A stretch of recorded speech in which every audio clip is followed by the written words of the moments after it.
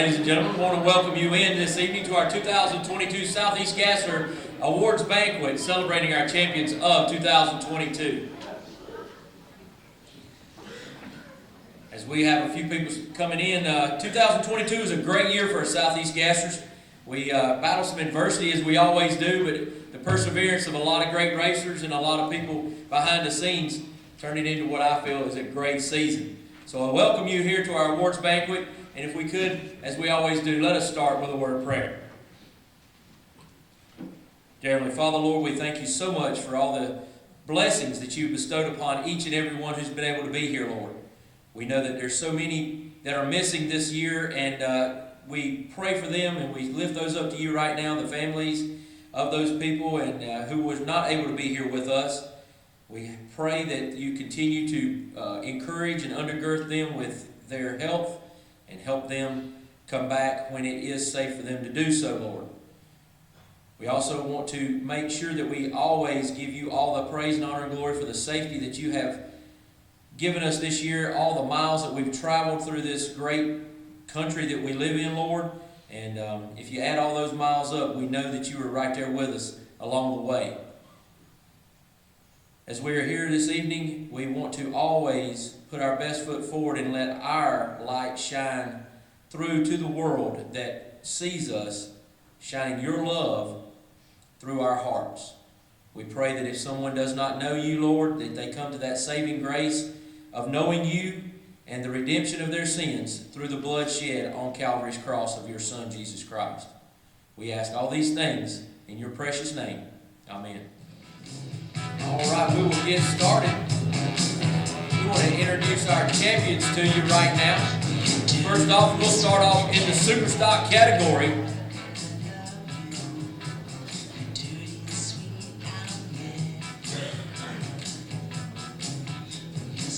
Making sure everybody's ready. We want to introduce first our 2022 super stock champion, Mr. Rick and Susan Varner.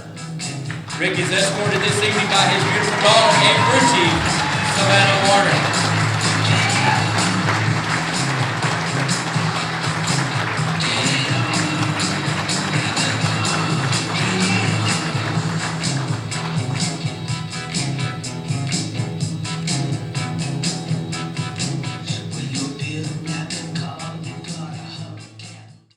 Moving into our highly contested C-Gas category, the champion this year, Major Timothy Hall and his wife, Krista Hall.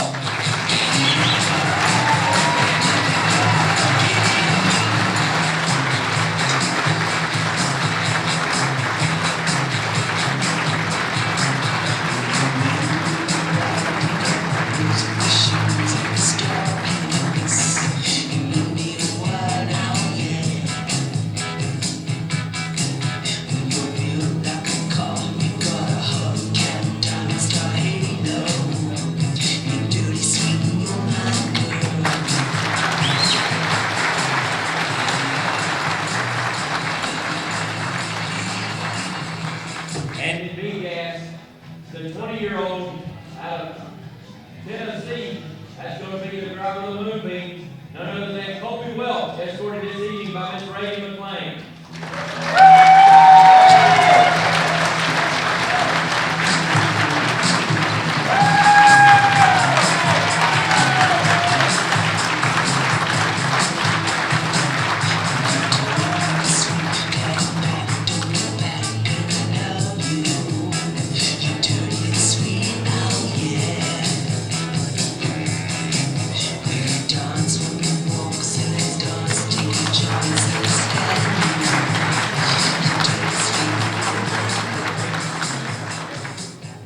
And last but certainly not least, our A-Gas champion, the driver of the Chick Magnet out of Boiling Springs, South Carolina.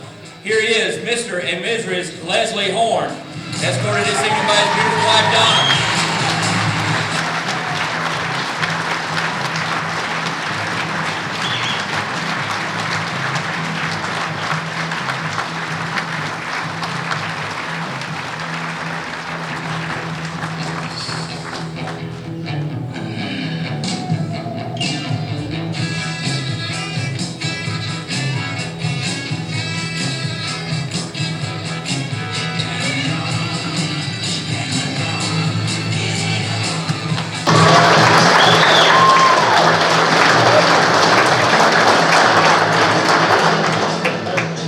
season these champions had. It's highly contested races, almost all the way across the board in all of our categories. The championship battle in Superstock went down to Shady Side Dragway. The championship battle in A-Gas went down to Shady Side, all the way to the finals. And you think about it, there's a lot of rounds of racing out there. And these guys persevered through it all. The B-Gas category as well. Colby and Daniel Haynes, that battle that they were engaged in, it went all the way to the final pair in the final race of the year. So the competitive juices and the camaraderie and the competition that we have in the Southeast Gassers is second to none. And you all are to be congratulated. Again, congratulations to all our 2022 champions.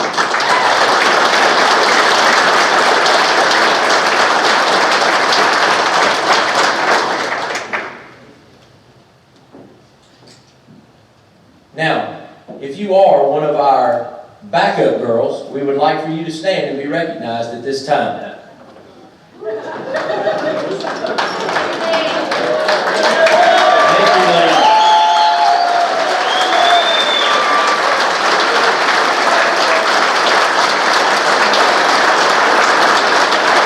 Ladies and gentlemen,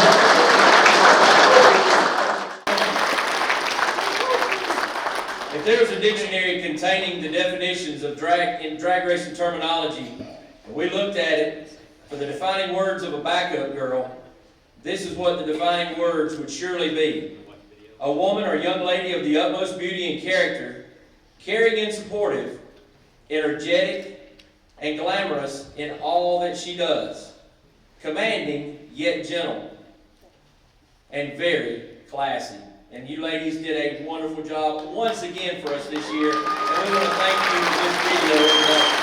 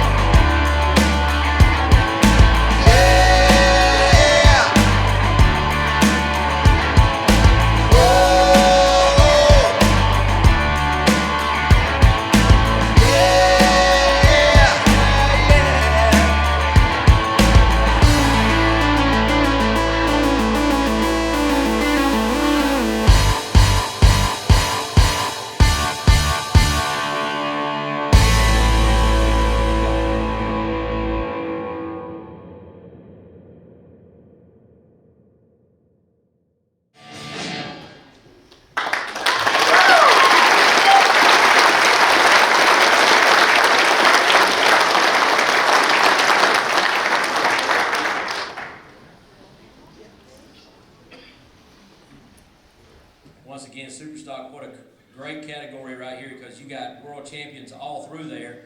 And this category really, Mike Wyatt, Robert Peffley, we really want to thank you guys for being the inspiration to this.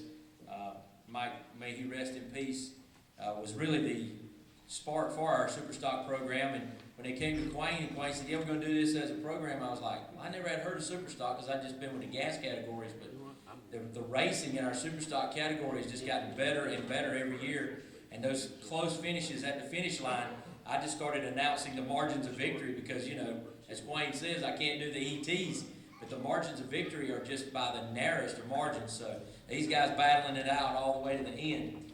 And the guy who finished in our number 10 position this year, he hails out of Iowa, South Carolina in the 1963.5 Galaxy 500. That's called the Legacy, Mr. Bobby Frizzell.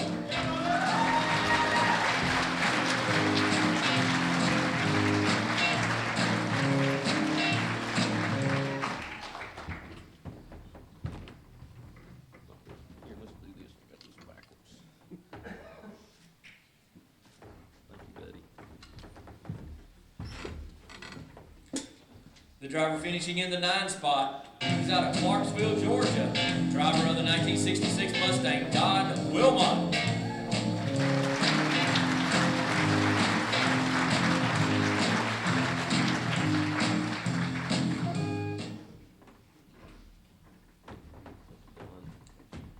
Kind of a funny story there. You see it says Wilhot, but he corrected me. I've been calling him the wrong name for the last 2 years.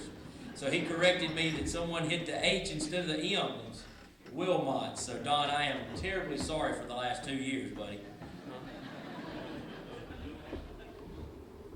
He didn't correct me, so all you guys usually correct me. But the driver who finished is in the number 8 slot. He's a driver out of Indiana, driver of the 1967 Camaro The Gift, Mr. Eddie Willis. He's not able to be here with us this evening.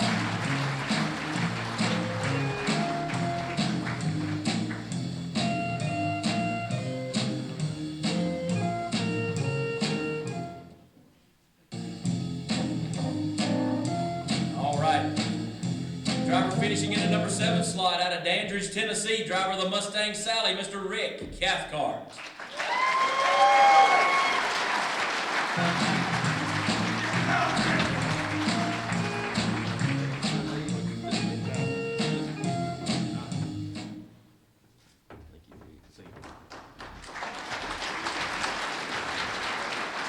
The number 6 finisher this year is a 19-year-old out of Leeds, Alabama, Michael Oden, driver of the 1967 Camaro, the Silver Bullet.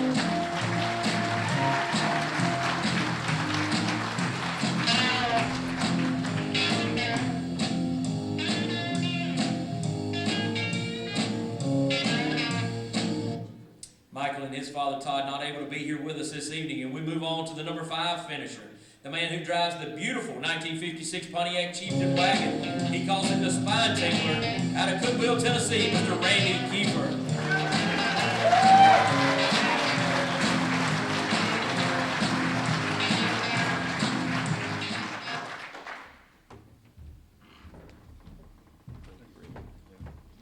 In 8 races this year, Randy went to 5 finals, had 1 win at London, Kentucky.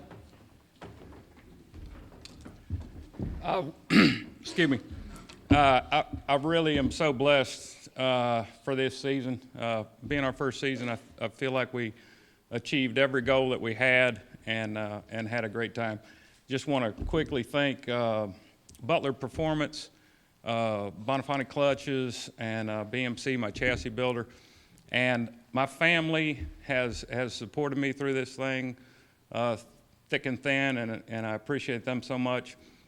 My 2 best buddies and the hardest working crew there is, Ron Hunter and Mickey Huddleston couldn't be here today, but those guys are awesome.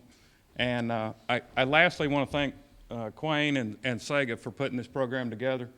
I think my 60s are going to be a good time. Thank you.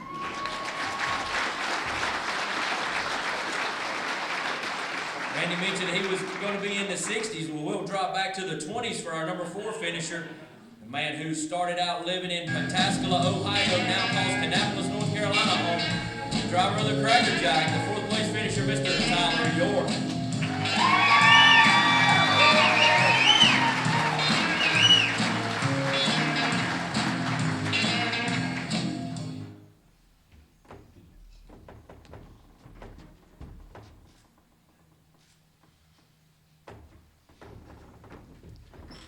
I'm much of a public speaker, but I'm just going to wing it. First off, thanks to Quayne and everybody for putting this on.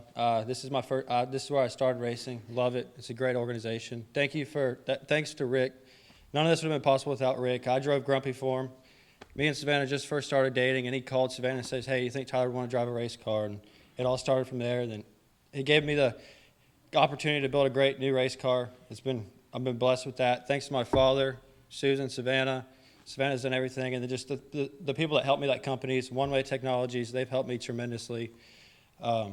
Greg at Jegs Automotive, Pat at Ram, Buzzy, Sprakers, trying not to forget anybody, Roby, G-Force, Steve Taylor, One Way, all them. But thank you. Yep.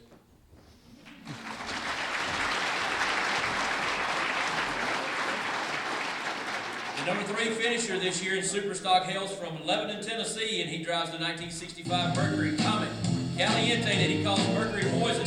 Our 2020 Superstock World Champion, Mr. Mark Hackett.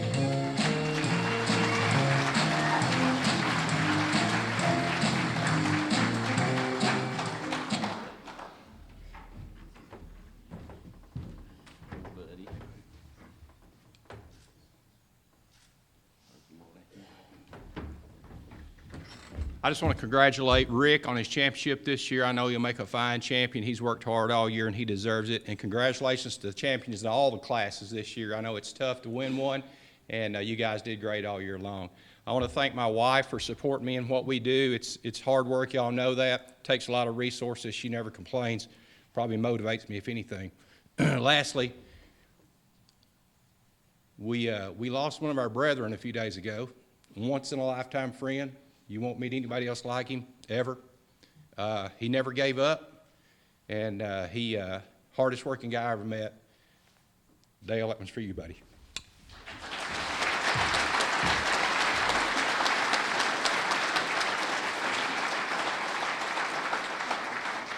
Our second place finisher this year was not able to be here this evening. He was our 2021 World Champion, Mr. Ron Allison, driver of the Poppy's Toy out of Tupelo, Tennessee.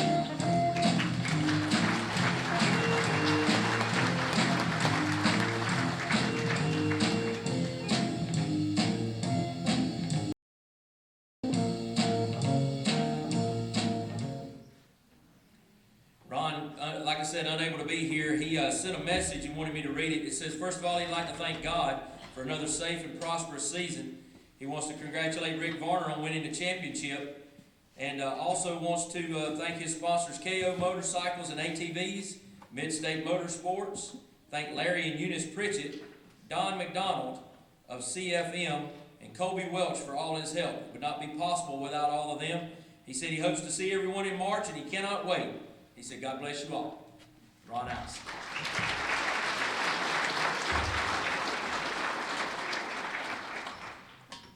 And now it's time to recognize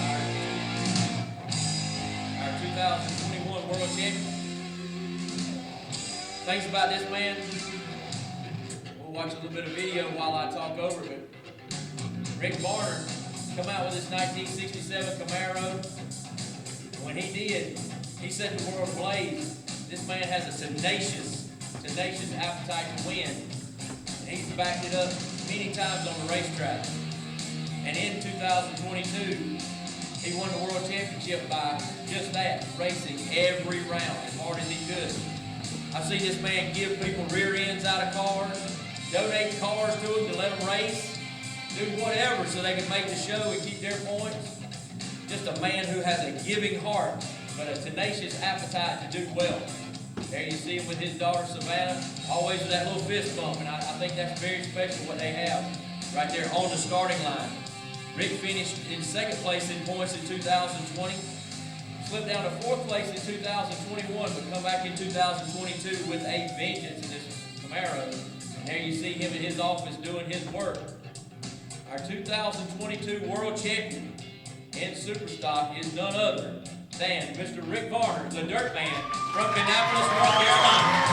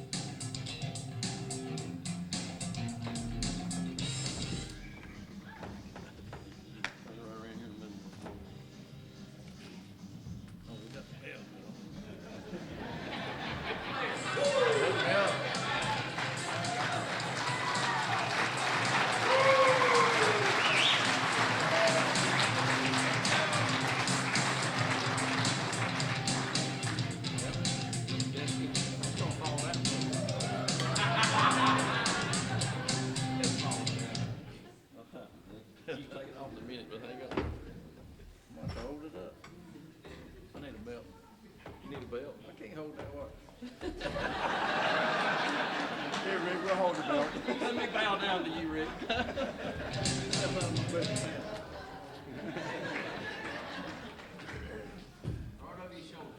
That's what you should do.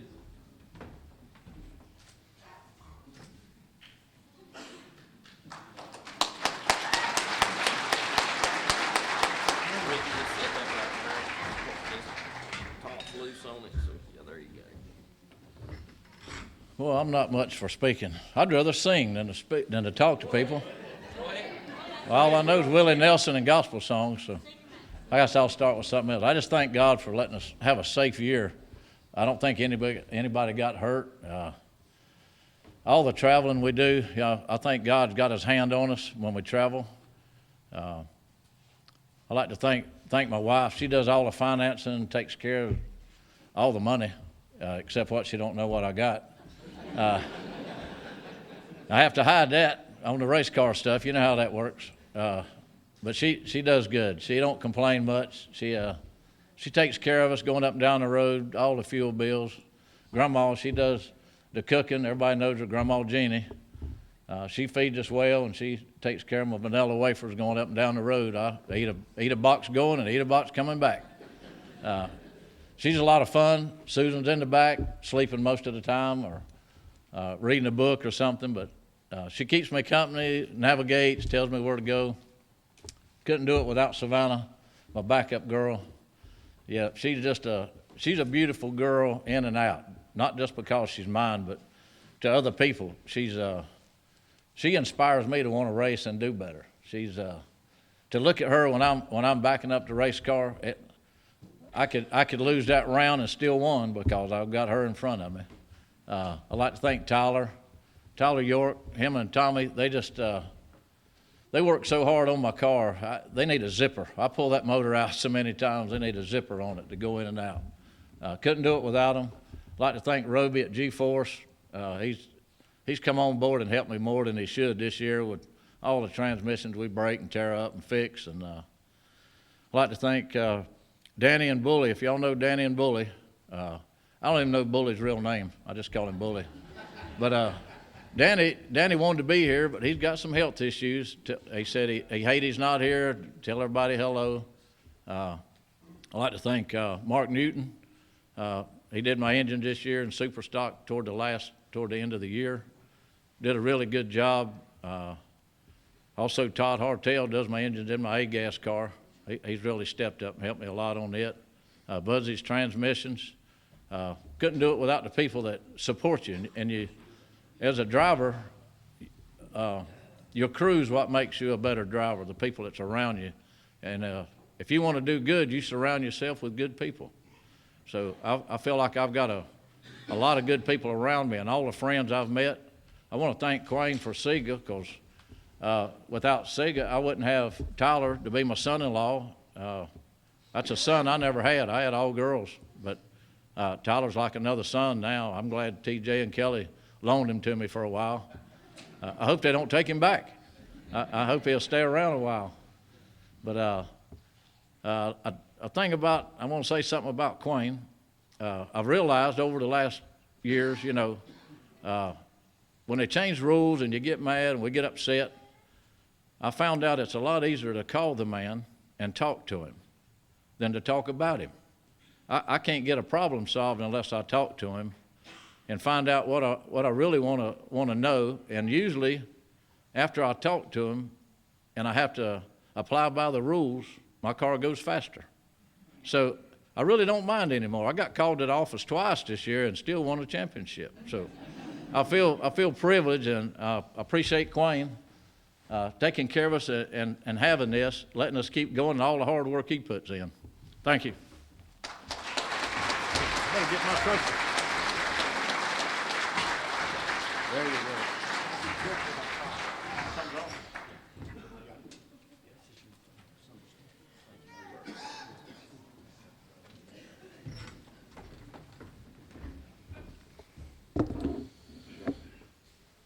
We got things a little out of kilter tonight for some reason. I was supposed to have done one of these earlier, and we got out of kilter a little, so I'm going to do two at one time. So don't think I'm eating up a bunch of time, because I'm actually doing two speeches at once.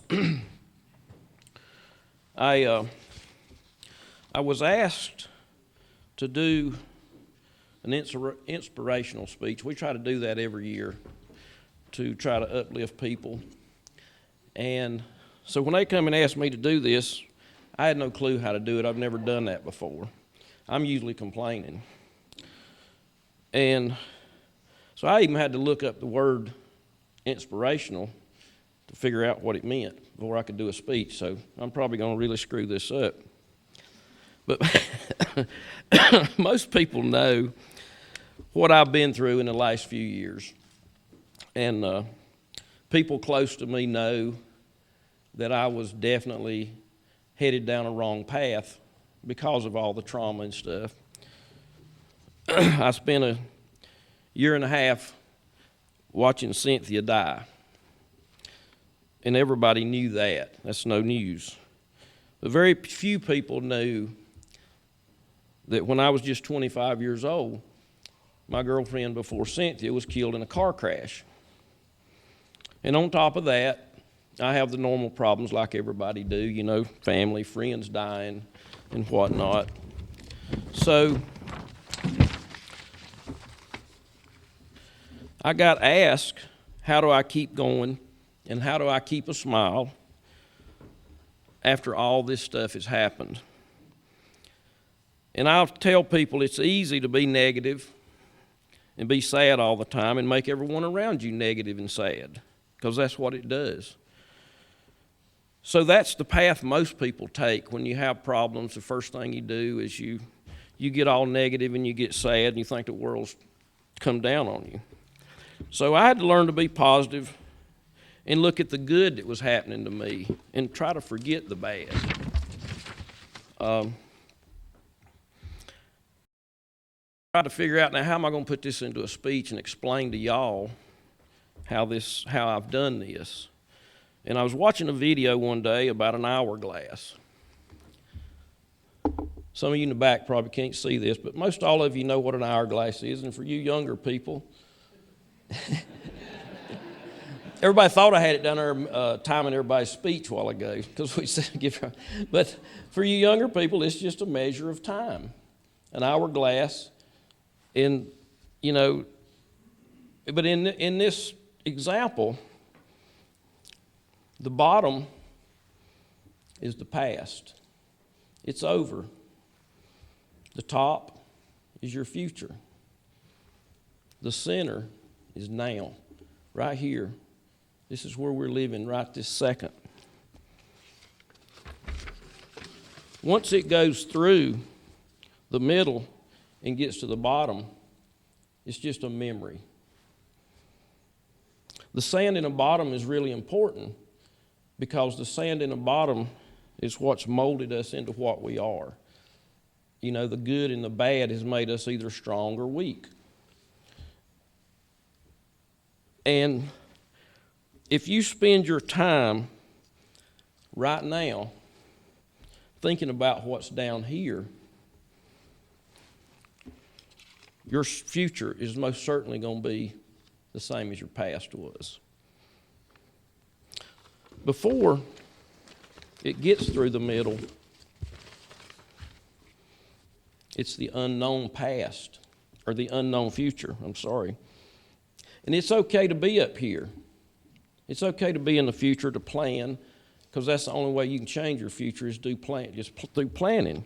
But the problem is most everybody wants to stay down here in the past. What I had to learn to keep my sanity through all this is to focus in the center. Because remember, the center is what's happening now. Focus in the center. The center is the only time we know for sure that we have. I tell Heather all the time, I say, right now, right this second, I wouldn't change anything in my life. And every one of you sitting out there right now, if you think about it, right this second, you wouldn't change anything. You're happy. For example, I'm standing here right now. I wouldn't change nothing in my life. I'm a very happy man. But if you spend 1 minute thinking about the future or the past, that's 1 minute that's now in the bottom of this glass, and you have lost control of it. You have no more control of it once it gets down here. You only have control of it while it's here, in the center.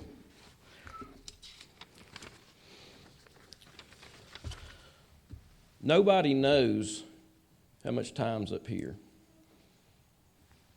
That's the mystery. We know exactly how much time we had down here, but all we really know is what's in the center. My grandpa, on my mama's side, told me when he was about 60 years old, and I was just a little kid, he said, "Son, I don't have much time left." And I figured he was probably about right because he was 60 years old. Well, a lot of us here today know that ain't too old. But he did. He would constantly say, "Son, I don't have much time left." He lived to be 100 years old, 110 days to be exact. For 40 years, he told me he didn't have much time left. For 40 years, he worried about the unknown that was up here instead of worrying about what was right here. Now, he enjoyed life, and he was a good man. We all do this. The older we get, the more time we worry about how much time we have left. Colleen Brannon, the girlfriend I was telling you about earlier that got killed in 1985, she died at 21 years old. If you had asked her 5 minutes before that car crash how much time she had, she would have probably said, 50 years easy. She had 5 minutes. Neither Colleen or Grandpa knew how much sand was at the top of the glass. The point is, I want you to be happy and enjoy your life because that's what I've done. That's how I made it through. Don't let the past or the future cause you to miss the moment.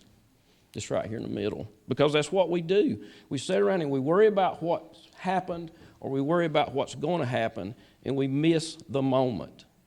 And that's what will drive you insane. You can't do that. Be happy. Be yourself and everyone around you. Don't bring them down. Realize how valuable a single minute is. Set your goals high and be happy working right now to accomplish them. Too many people live down here wishing they had done things different instead of changing what's up here. We all just lost a great friend, Dale Morton, a few days ago. Dale knew how to live right here. Anybody that knew Dale Morton, did you ever see him not happy, not upbeat, not just, this guy was just always thrilled. Well, Tom White, Rod Bergner, Robert Peffley, several of them went to see Dale just a few days before he died. They come back and told me that even laying on his deathbed, he was still not worried about what was up here. He was joking and laughing and telling them, just had everybody in a positive attitude. So that's what I'm asking y'all to do. Please, please, don't worry about what's up here. Don't worry about what's down here. Enjoy the moment, because you will never get it back.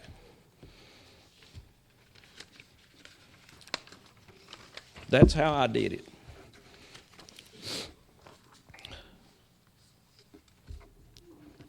Now, like I said, we're a little out of character, so I'm going into my very next one. This was supposed to have been separated. We're going to talk about the employees. And in the speech I just finished, I told you how I keep myself happy and keep my mind right. But the most important part of my success has been the people I surround myself with. People always try to pat me on the back for my success.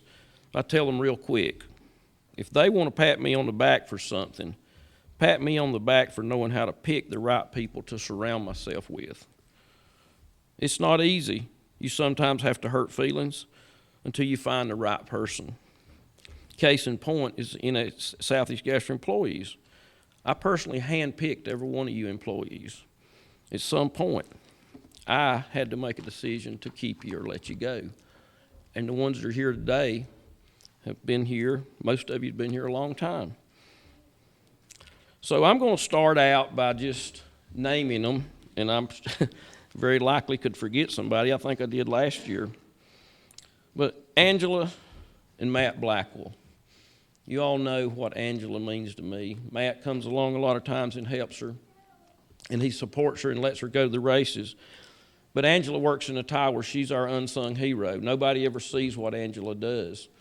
And I've told, I can do every job for every employee that works here. As far as I know, I can do your job. Not as good as you can, but I can get by, except Angela. I cannot do Angela's job. And I tell her all the time, Angela, if you ever get ready to leave, let me know, because I'm going with you. Because I can't do it without her. And I got these in alphabetical order, so it's nobody above anybody else. B.B. Brown. I don't see B.B. a lot, but B.B.'s just somebody I call and talk to. He's a promoter himself, and I get a lot of advice from B.B., so I want to thank B.B. Chris Smith. Chris Smith started out being our water box guy, and we immediately, Rocky and I talked, this guy needs to be somewhere else. He was super, super. And he's now on the scales or anywhere we need him. So, Chris, you're the best, buddy. We appreciate you. And again, I don't think we could do it without you. Christina and John Bish. Christina come on as a sponsor and paid me to be there. Wasn't long till Christina, she comes for free because she's worth way more than any pay she could give me. Cody Ison. Cody, you've been a little bit everywhere. You've helped Mitch. You've helped Randy with the cameras. Cody's just been awesome. Dallas and Donna Peffley. They will be our new head of tech along with their son Robert and his wife, because Randy left. Randy's happy. It was funny when Randy, he said he took the job thinking it was going to be 11 weekends a year. And I mean, yeah, and he said it's turned into a full-time job, and Randy's retired. So Randy won't be with us next year, but he's going to be around. He's going to be doing some things, and he's still going to be here as an advisor. So Dallas and Robert is taking over the head of tech, and I think they'll do a fine job. We just had a meeting this morning. David Lancaster, the announcer. Y'all all know that our show could not be as good as it is without David. We cannot do without David. We fuss and fight a little bit, but he knows that I can't do without him. So that's why I'll never fire him. Doug Trenholm. Doug, I think you've been here longer than anybody. Is that probably right? I think Doug's been with me. I remember I met him at Rockingham at some kind of exhibition race one year. And Doug's the guy that don't matter what we need, we call Doug. Doug will get it done. He's taking pictures. He's taking pictures tonight. He's our photographer tonight. He hung up the banners. He can just do anything we need him to do. Heather Peak. I said a while ago, I handpicked everybody that's on this list. Well, Heather, I feel Heather was sent to me. I didn't handpick her, but she has been super. She's working in the office. She's taking care of things. She's done a lot to help Rocky get this banquet put together. She's been super, super. She's kept me straight. She's one of the reasons I'm able to enjoy this moment right here that I was talking about earlier. Jim Hare. Jim wasn't a re-employee of Southeast Gassers, but he kept my car going and took care of it in the pits so I could help with Southeast Gassers. So Jim, thank you for being there, buddy. Mitch Stott and crew. I don't know what all Mitch does. I see him rolling cables out in the rain and picking them up in the rain, but he gets these videos done, and he struggles hard. He probably works harder than anybody and spends more hours than anybody.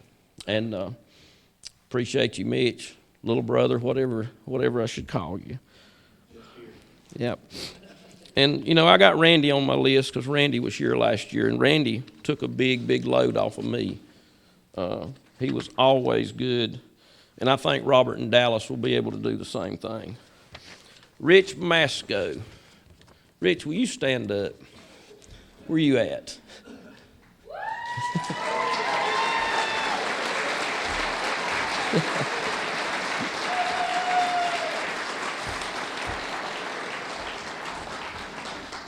Rich got sick last year with COVID and missed a couple of races. And Rocky and Chris and myself, I used to do Rich's job before he came along, so I know what it was like. Rocky and Chris and myself, we tried to park race cars and rigs that night. Rocky said, "Quayne, I don't know what you pay Rich, but it ain't enough. Don't let him go." So Rich, thank you. And that brings me to Rocky Platt. He probably is, probably puts in as many hours as I do. And I don't know how many times a week I call Rocky and say, "Rocky, can you take care of this for me?" He's even had to do some of the calling, making the bad phone calls before. Like if somebody was caught cheating or anything like that, Rocky said, "Quayne, I'll do it, man. You got enough pressure on you." And he's done that. So Rocky, thank you, buddy. And guess what? He don't get paid a penny. Not one penny. Somebody said the other day, said, "I bet he pays Rocky $100,000 a year." Well, Rocky's worth that, but he don't get it. Can we discuss that? I tell him all the time, I said, just add another zero to your paycheck. Stephen and Holly Smith, that's you guys, it's not just the T-shirts and the stuff, it's the promotion Stephen does. And y'all don't realize, but Stephen makes every one of them posters. He keeps up my Facebook page. He keeps up my Instagram page. I don't even know how to get on Instagram. I don't. I do not know nothing about Instagram. So Stephen does all that. And then he does the live feed at the races, the little, it's just he's constantly doing stuff that's, and so anyway, Stephen, thank you, buddy. You and Holly both, I know she has to put up with you.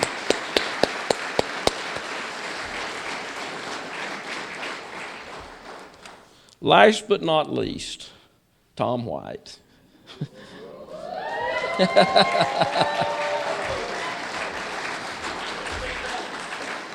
Stand up, Tom. Come on. Where you at? Way back here in the corner.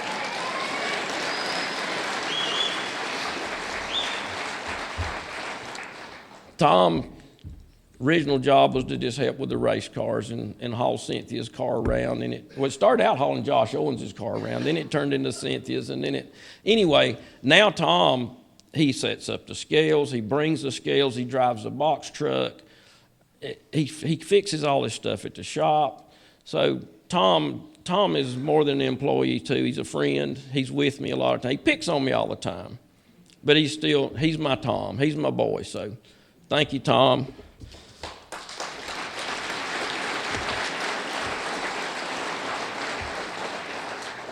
Let's hear one big one for all the Southeast Gasser employees.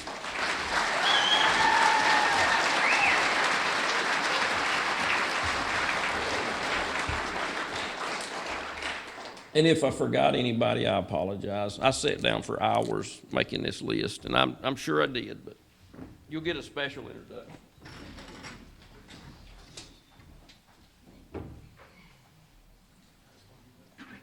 All right, so now we're going to move on to our CGAS category this year. CGAS category, one of those other categories that was extremely controversial and close at the finish line many times. And these guys right here really have stepped it up and moving up into our gas categories. The top 10 right here, no easy accomplishment. I heard somebody say one time, my goal is just to get in the top 10. And I'm like, well, you got to get your stuff together because you climb an uphill battle. But the guy who finished in our 10th position this year, one of our favorite guys, a former Sportsman of the Year in the Southeast Gassers, the driver of the 64 Ford wagon, the Hoopty wagon, out of Loganville, Georgia, Mr. Jimmy Huff.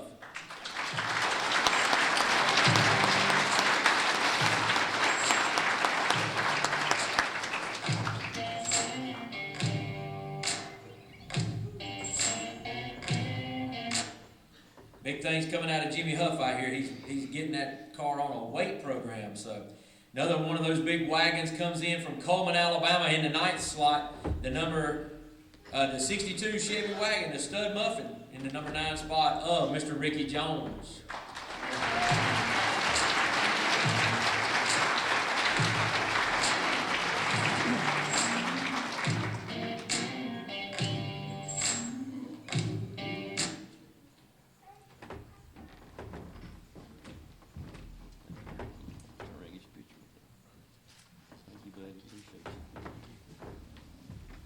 The number 8 finisher this year in our C-Gas category, driver of the 1964 Ford Falcon, the quick draw out of Ripley, West Virginia, Diana Casto.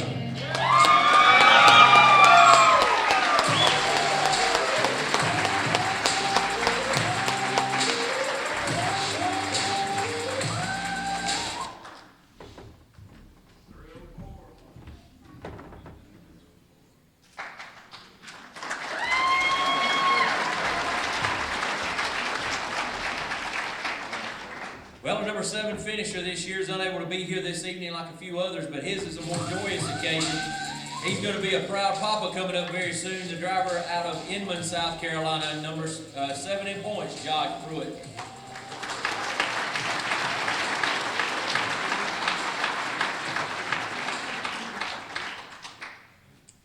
Number 6 in points. This guy's taking this place by storm from Warner Robins, Georgia, driving the 1950 shoebox Ford that he calls Hell's Bell. Number 6, Matthew Miller.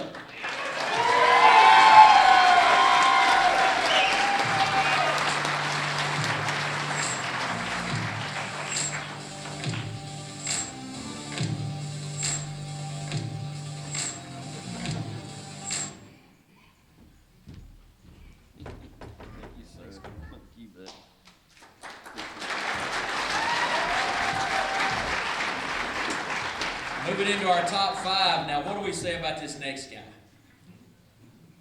You can write an encyclopedia, but it'll only have to say one thing. The number 5 finisher, Ernie Smith.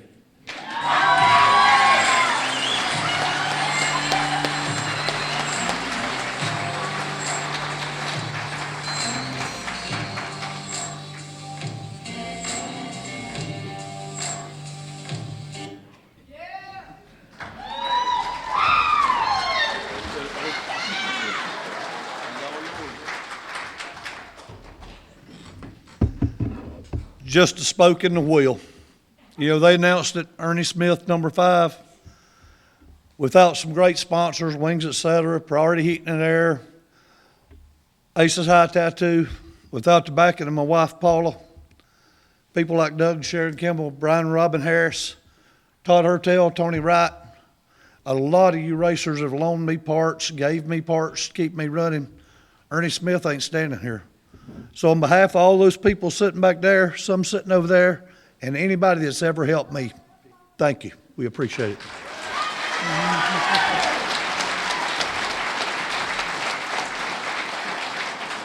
Still one of the best days I've ever had at a Gasser race was when he won and he got out of the car to Greer Dragway, and that song about broke my back.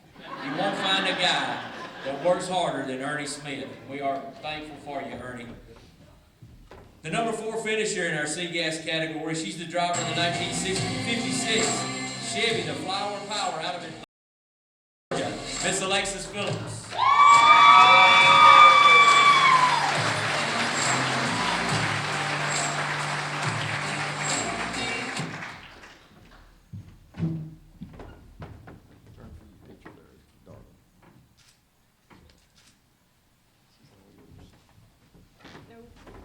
Mm-hmm.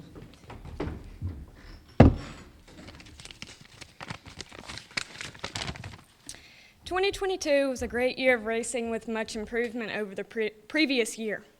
My goal at the start of this year was to end up somewhere in the top 5, and I'm standing up here in 4th, so we made it happen. I've had a blast racing with Sega the past 2 years, and I'm grateful that I had the opportunity to do something that most people my age, especially females, have never done, all while honoring Cynthia at the same time. I am looking forward to this coming year, as I will continue to bug for the Walden Duo as well as a few others, which for me is almost just as fun as driving. Thank you to my awesome crew of Quain Stott, My parents, Crystal and Brian Phillips. Brian, my dad, serving as my bug for most of the year. Tom White, best crew chief out there. Clay and Jim Hare, and all the awesome sponsors we had this year.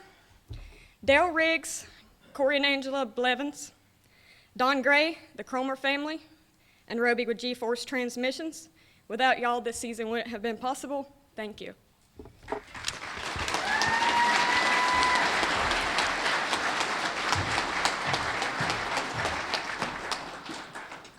The driver finishing in our third category hails out of Leeds, Alabama. He drives a 1958 Del Rey that he calls the Double X, Mr. Todd Oden.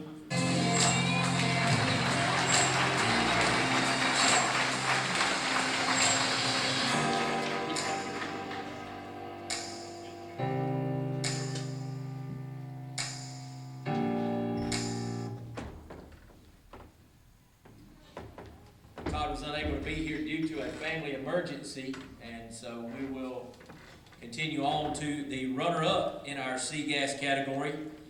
This guy hails out of Gaffney, South Carolina. He's got 4 wins to his career, 2 of them this year, 2 of them last year. And he was in a tight battle right there, right to the end. He runs a 1949 Studebaker truck. He is the first man to put a truck in victory lane in Southeast Gasser competition. We are talking about the one and only Mr. Billy Wilson.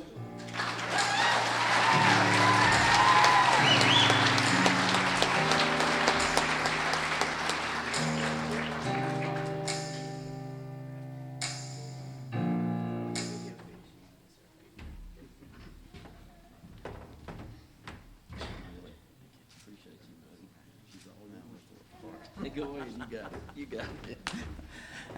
I guess first off, I'd like to thank a couple of sponsors that help us a lot.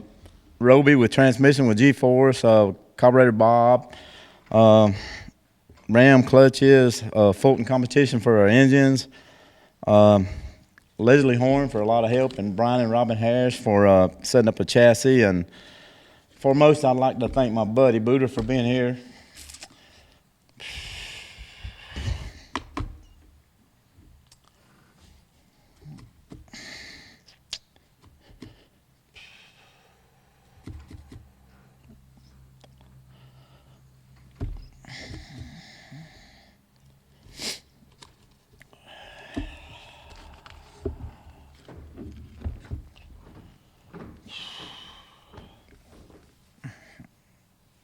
We're glad he's still here, ain't we? Yeah,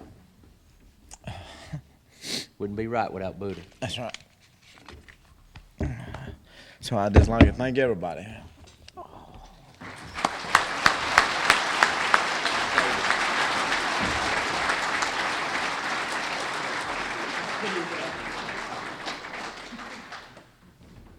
But we all glad you're here, buddy. We're glad to see you back out here and kicking it up high. You know, that's a testament to our family. Our family that comes with us to the races. Our family at the races. As many times I've told my wife, I was like, man, sometimes I don't want to take this 10-hour ride all the way to Indiana. But I know it's going to be great when we get there. Or I don't want to go to this track. It's just a long drive. But I'm going to see this person. I want to see this person. This person over here. Let me tell you about these people. That's what makes us. And that's the living embodiment of it right there. That's a lifelong friendship and a confidant that you know is going to be right there in the truck with you going whenever hey, let's go. You see that troublemaker drop the gate, Buddha's right there. That's a testament to us all. And Quayne Stott, I dare say those people who told you it wouldn't work, Quayne, never knew about the strength of the people that are here in this association. And family also is intertwined in our C-Gas World Champion. Our C-Gas champion this year was at the drag strip when he was less than 2 years old, sitting on a hood of a car, watching his dad drive down the track. He watched his dad make many laps down the racetrack, down at Ware Shoals Dragway and many other dragways. Now his dad's his crew chief, and right there beside him all along the way, and that makes it even more special. In talking to our C-Gas champion and asking him about his history and growing up in the sport, many times it was all intertwined with family and friends and loved ones at the racetrack. His dad likes to tell a story that even when he was 2 or 3 years old, he'd race the other kids up and down the fence line right there at Ware Show's Dragway, and he always wanted to win. Or he might have been playing with his Hot Wheel cars down there in the dirt, but he was always trying to make it stand up and win. If you've ever met our C-Gas champion, you know he comes and shows up early. He don't even pull a car out most of the time on Friday night unless there's something real bad he wants to test. He's just there to be with our Southeast Gasser family. You won't find a finer individual in our midst out here. A man that'll give you the shirt off his back, as many of you will. It is my pleasure to introduce to you your 2022 C-Gas World Champion, the driver out of Abbeville, South Carolina, in that 67 Rambler, Major Tim Hall.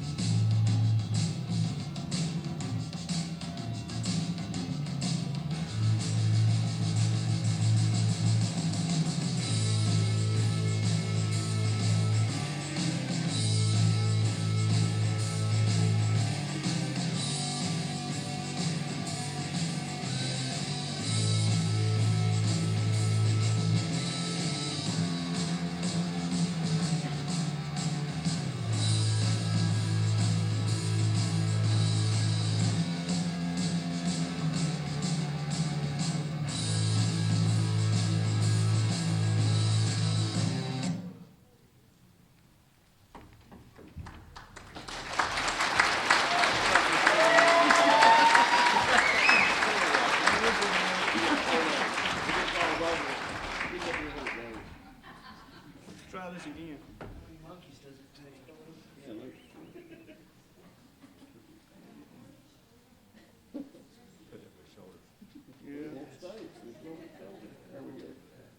Might stay up. If it don't, we'll take it back. It'll stay till it don't. Right. Hey, Tim.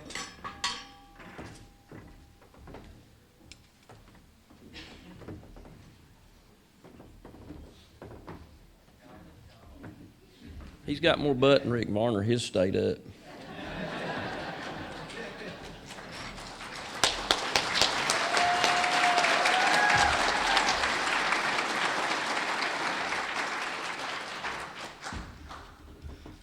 Well, if y'all know my wife and keep up with us on Facebook, this will make a lot more sense, but if you don't, I'll tell you anyway.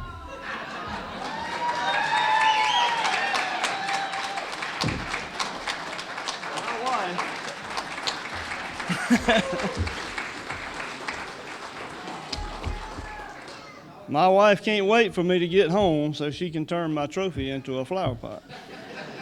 So I was determined I was just going to get it out of the way, go ahead and do it, and that'd solve that. We wouldn't have to wait. So, with that being said, I want to start out by thanking Jesus. Jesus saved my soul. I can't thank him enough. Not only that, the good Lord blessed me with the ability to do stuff with my hands. I'm not the smartest guy in the world, but I can do most anything with my hands. I can build anything, fix anything, that sort of thing. And that's when people give me a call when they need that kind of stuff. So, that's a good ability to have, and I thank him for it. I thank my family. I thank my mom and dad. They're my biggest supporters. They got a motor home, they buy all the fuel to get us to and from the racetrack. And that's a big deal. That costs a lot of money these days just to do that. Thank you from my wife. She puts up with me, puts up with my long hours out in the shop trying to figure out a new way to make the, better mousetrap, so to speak. She doesn't complain. She knows it's what I love. She supports me fully in it. I have to do some things like this because y'all can see I married way up, so, I have to do what I got to do. Thank you to the fans. Can't say it enough. This whole thing will not work if nobody come to watch us. And so y'all do that. Y'all pull for us. Y'all encourage us. It blows my mind that anybody cares what some redneck from Abbeville, South Carolina does. But a lot of people do, and they message me and say, "You're doing a good job, keep it up, whatever. I'll see you at wherever track we're headed to next," and they show up and support us. So thank you, fans.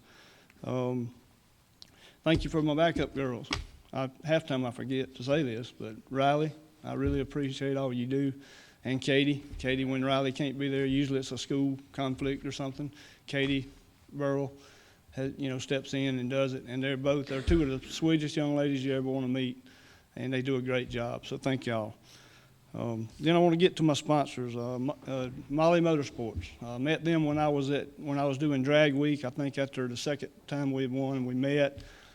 Got talking to them, and they wanted to help me out. I told them we were going gasser racing. We were going to build a gasser, and they've been with me for the third drag week win, and all of the time I've been with the gassers. I couldn't do it.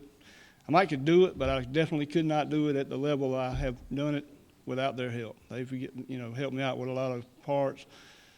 In my opinion, the best pistons you can buy with the flattest ring lands, because I leak test a motor and it's 3%, 2 to 3% after 100 passes, and that's all to the ring lands. Thanks, Joe and Justin. I talk to him when I'm calling. Mark Newton at Newton Performance, he does my machine work. I do some of it, what I'm able to do, and then things that he don't think I ought to try, he does it for me. And there's a lot of that stuff. He's way better at it than I am, but I couldn't do it without him as well. Tim Brown at Roofing Unlimited, just a roofer in Abbeville that's probably not getting anything out of sponsoring me, because his target roofing people are in Abbeville, and we don't race anywhere near Abbeville. So I appreciate him. He's a good friend, and he helps me out too. Troy Leitner is a big-ass competitor. I do engines for him. He buys my racing fuel. He's done that for the last few years now, so thanks to Troy. Barry Whitworth painted my car, longtime friend, and he did that for me to help me out, and I appreciate it. Roby at G-Force, he helps us all. Roby's great. G-Force, we really appreciate them too. I'm going to be like everybody else, and it's not kissing up. Thank you, Quayne. Thank you, Rocky, David, all the employees of Southeast Gassers. If it wasn't for y'all, we wouldn't have this moment that he was talking about, that little spot in the hourglass. We couldn't do it. It wouldn't be a stage for us to go play on. I'm going to tell one quick story, and then I'll finish up. I'm probably out of time already. We went to the Trump, I don't even think it's Trump Concours car show at the Trump Golf Course in 2018, and it was Larry Noel and me and Kenneth and Todd Oden, and we were all part there. And they were interviewing them, and they were saying, Larry Noel, the current CGS world champion, and Todd Oden and Tim Bailey are former world champions. And I made the comment, I said, and you got one future champion, and I was talking about me. And I said, if I have to stick around till I'm 70 to get it done, I'll get it done. Well, I'm 56. I got it done, so I was good on my word, and it's great. And I really have enjoyed the whole time. I love the people. I love everything about it. And to close, y'all probably wondering why in the world did he wear this monkey suit to this award ceremony. But I thought about it, and I said, I can't outdo no orange tuxedos and no gold suit, and I can't outdo no metal flake silver. I just can't do it. So I got thinking, what am I going to wear? So I thought, you know, the older I get, the more sentimental I guess I get. And I thought, what means something to you that you could wear? And I said, well, that suit means something to me because it's a big part of my life. I had 37 years in the military. I just retired in August, and I just couldn't think of nothing that would be any more appropriate to wear. I'm proud of my service. I'm proud. I love my country. I think we all do, but it needs help. So y'all pray for our country, pray for our leaders. And that's all I got to say.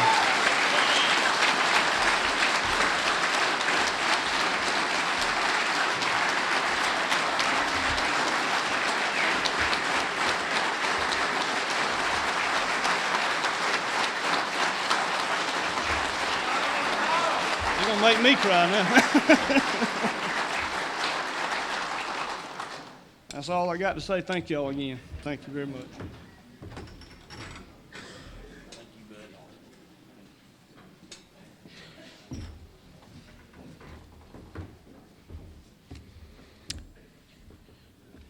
Ain't no way to top that. Y'all all know how much we appreciate the military, and he's a fine example of what our military is and what our military's done for this country. Everybody knows what the Southeast Gassers means to me, but I want y'all to stop and think for a minute what it means to you. I want you to think about the friends you've made, people you'd have never met if it wasn't for Southeast Gassers. As you sit here right now, look to beside you across the table, and you will see somebody that you would never have met and became friends with if it wasn't for Southeast Gassers. How about the relationships? Boyfriend, girlfriend, husband, wives. Tyler York, you'd have never met Savannah. Ain't no way a kid from Ohio would have met that pretty little girl from North Carolina if you hadn't gotten involved with Southeast Gassers. Adam Lowhorn and Kaylee, they're married now. Ain't no way. Ain't no way, buddy. I'm telling you now.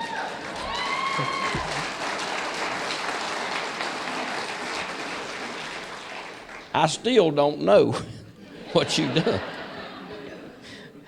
Doug Lattermelt, Renee, there's no way. You two, I don't think you'd ever met. Robbie Walden, Alexis, ain't no way. You'd have never met. You're too far apart. You know, 1 in a million. And I'm sure there's more. Them just a few that come to mind. But I'm leading into the next award because of what the Southeast Gassers means to me, and it should mean to y'all. And this award we named the Sonny Hall Sportsman of the Year Award. I call her his wife, but it was his girlfriend. And his best friend, Rocky Platt, and Charlotte is up here to present this award. This award, I personally handpicked the winners this year. And when I brought the winners before the board, everybody agreed.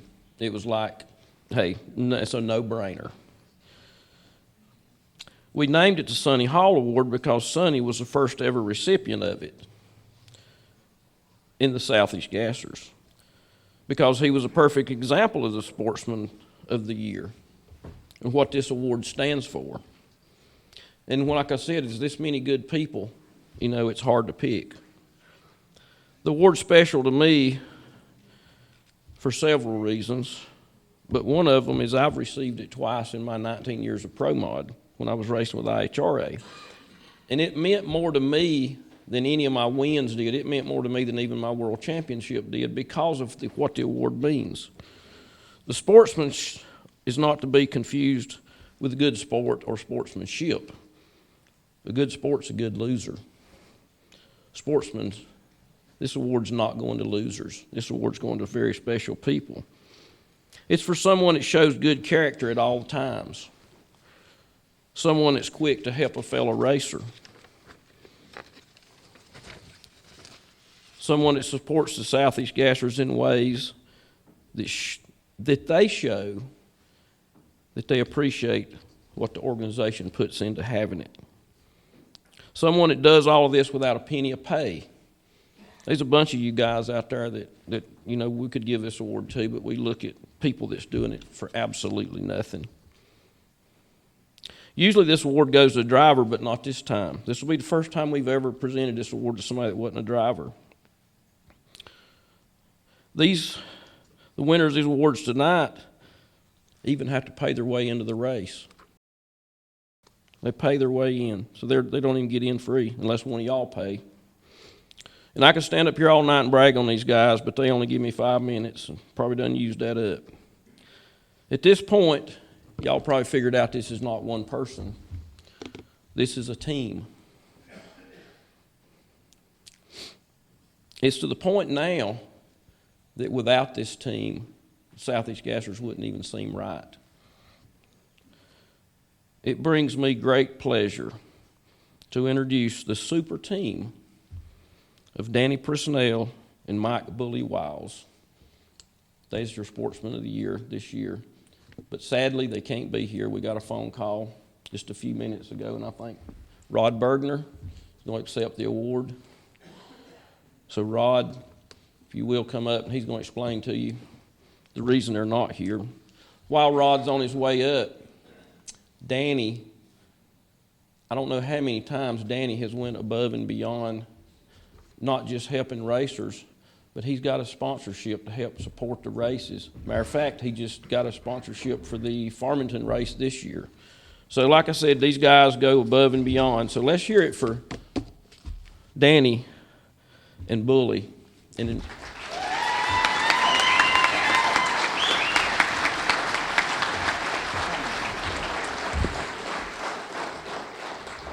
All right, excuse me, just so anybody that doesn't know, Bully's real name is Mike Wiles. Okay, a lot of people didn't know that.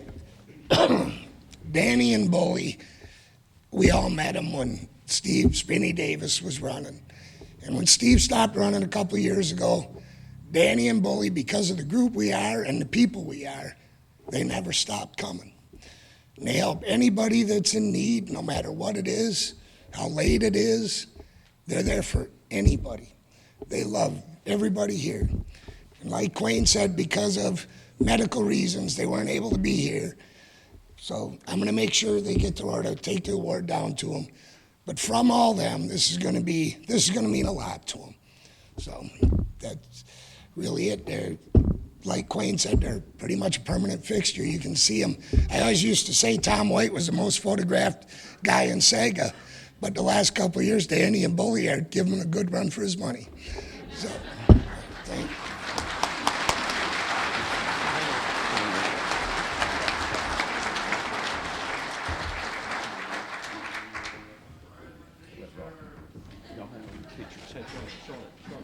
Oh, we got two. I think we got two of them.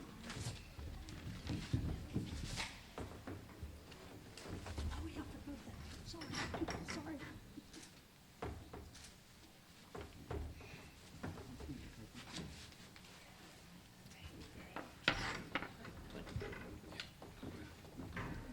I need 1 second. I told y'all I'd forget somebody. Probably one of the main people. Abby Stott, where you at? She's the one who puts this banquet together every year. She don't get paid either. Oh, she's not Abby Stott no more. What is it? What?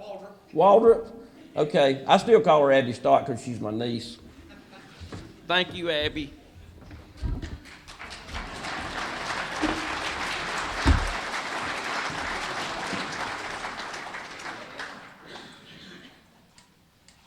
And now that brings us to our B-Gas category this evening. As we get ready to recognize our B-Gas competitors, the man who finishes in the 10th position in our B-Gas category, he's a driver out of Buford, Georgia in the 1941 Studebaker that he calls the Kryptonite, Mr. Art Copeland.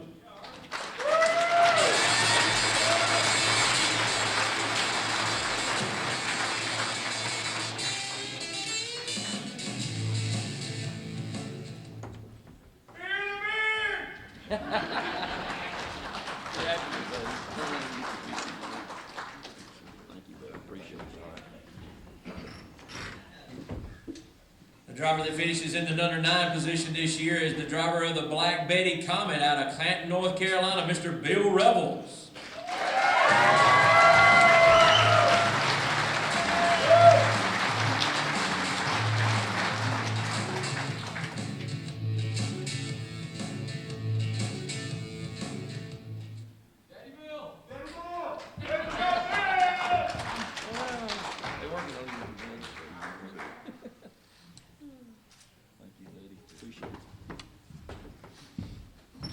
Rayford, North Carolina is where our next person calls home. He's the driver of the 1941 Willis. The Papa's Wild Willis is what he calls it. Number 7 finisher this year in B-Gas, Michael Walters.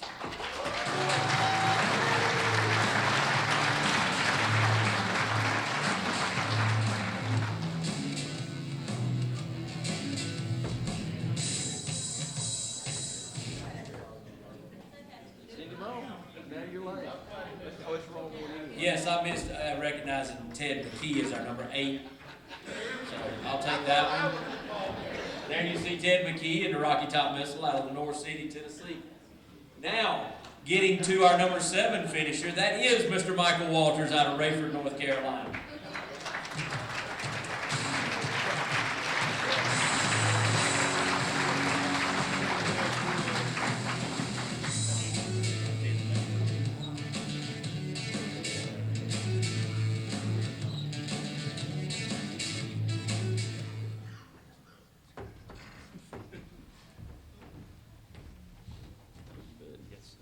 Nothing like getting introduced twice,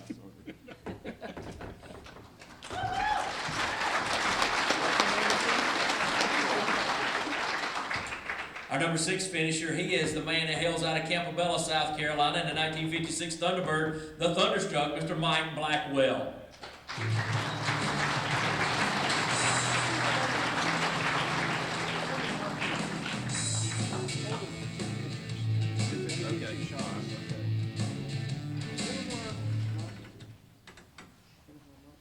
Moving on to our top 5 right now, we got a 3rd-generation driver. He hails out of Doraville, Georgia. He's the driver of the 1961 Bel Air called Son of Strychnine, Mr. Robbie Walden.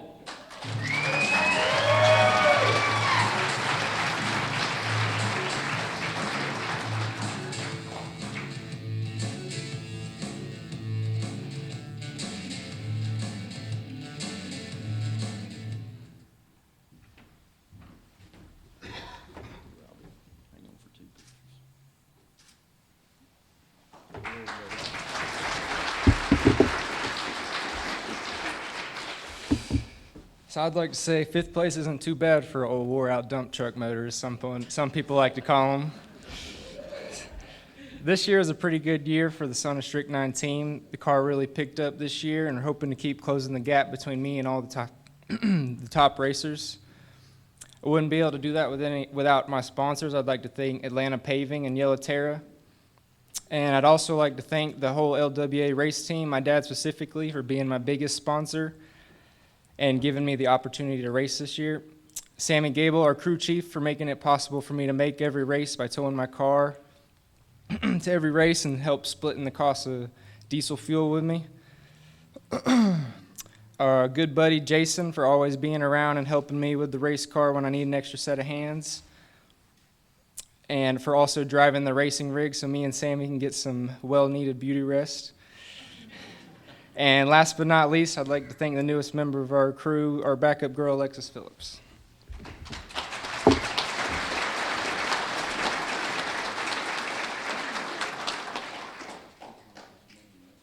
Our number 4 finisher comes to us as the defending world champion as he won the 2021 B-Gas World Championship last year. He's from Kimberly, Alabama. Number 4, Ken Rainwater.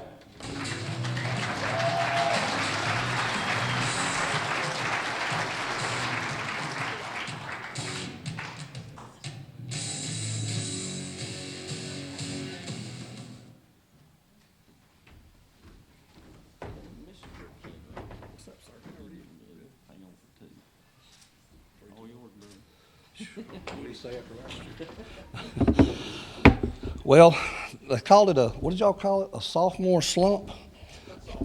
I think it's definitely a sophomore slump. I'm glad it's over. We did have fun this year. We didn't perform like we intended or like we did in 21, but that's what makes it fun. It makes it challenging, and that goes to a lot of testament to all the big ass competition. You know, big ass is tough. All the classes are tough. Don't get me wrong, but big ass, these guys, they make you work hard. We're looking forward to next year, and hopefully we get the slump off our back. I'd like to thank One Way Technologies, Ram Clutches, and obviously, we love Roby. Roby's the greatest. He helps us all. But thanks to the series, everybody that makes it happen, and see y'all in March. Thank you.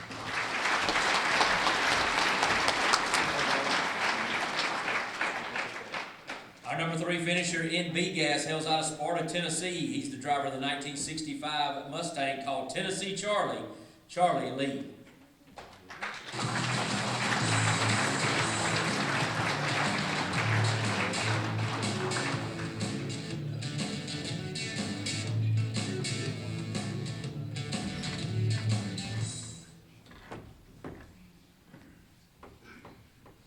All right, Mr. Charlie couldn't be here this evening, so we'll move on to our number 2 finisher.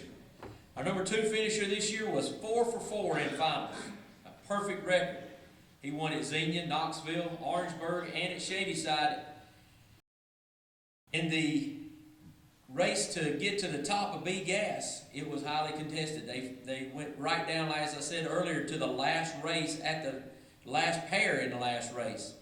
And Daniel Haynes, he took that Patriot and put it in places it had never been before. A really breakout season for Haynes, and he's the driver of the 1962 Ford Falcon that they call the Patriot, Mr. Daniel Haynes.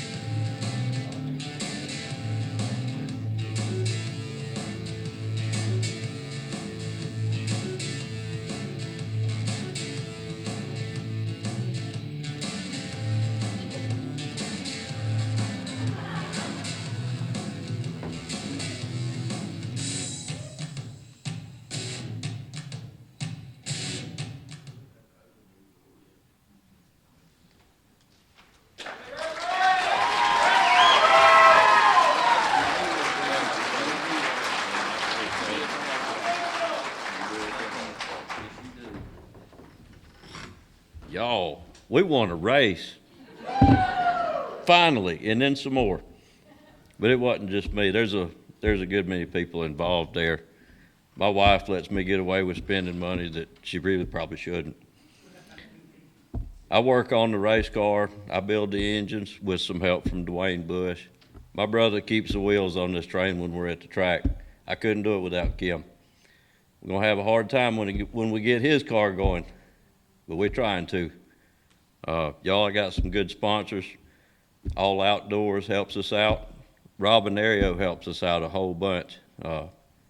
That travel fuel, that's a big thing. And I appreciate him a whole lot. I appreciate y'all, and I appreciate Quayne. Let's try to do this again next year. Thank you.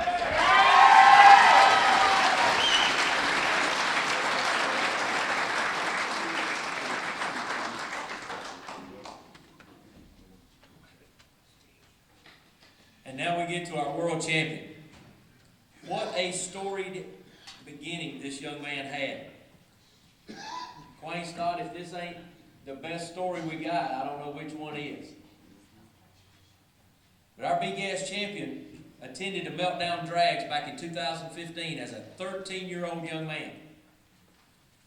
He had to get there with his dad, so they went together and saw Quayne and all the other guys who had made the trip up there to the Meltdown Drags, and he said, "Dad, can we do this?" His dad said, "Well, yeah, I guess we can, son." He kept on, and in 2018, he made his first race at Lyons, Indiana. They built a car that now they won a world championship with. And his first race was at 16 years old.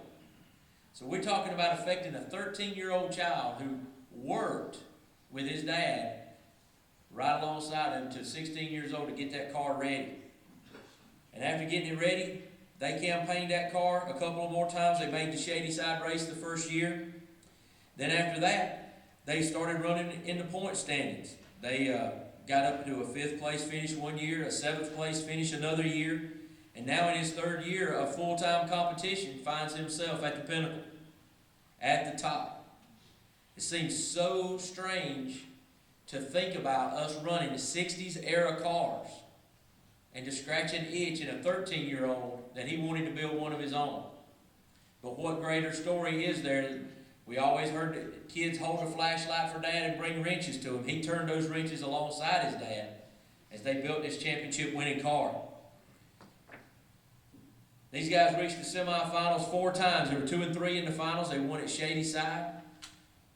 They continually put that car through round after round after round of wins and pointed their way all the way to the 2022 World Championship. And it is with my pleasure that I welcome to the stage our 2022 B-Gas World Champion, the 20-year-old Colby Welch.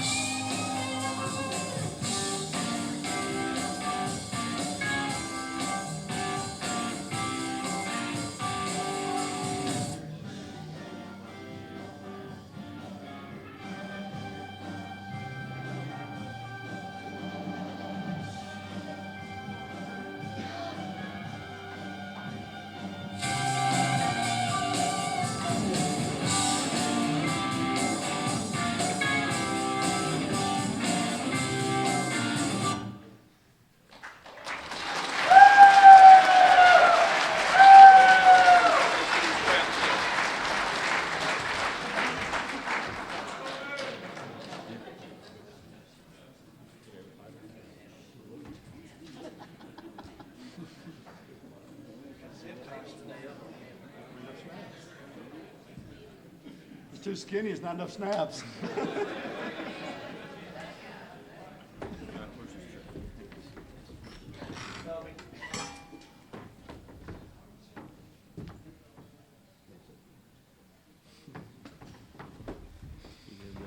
She's all yours. Pictures.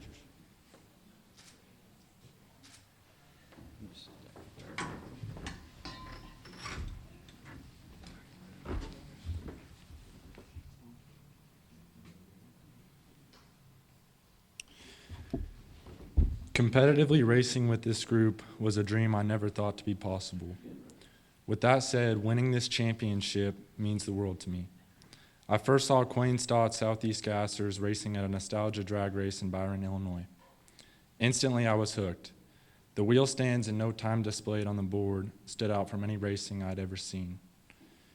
Soon after, while reading through Gabe's posts online of his Falcon build with my dad, he had left a comment that I was in search of a Falcon, and we met Butch Tuning. Butch is the previous owner of the Ranchero and has become a great friend. As a young and eager kid, I started building my ranchero with my dad.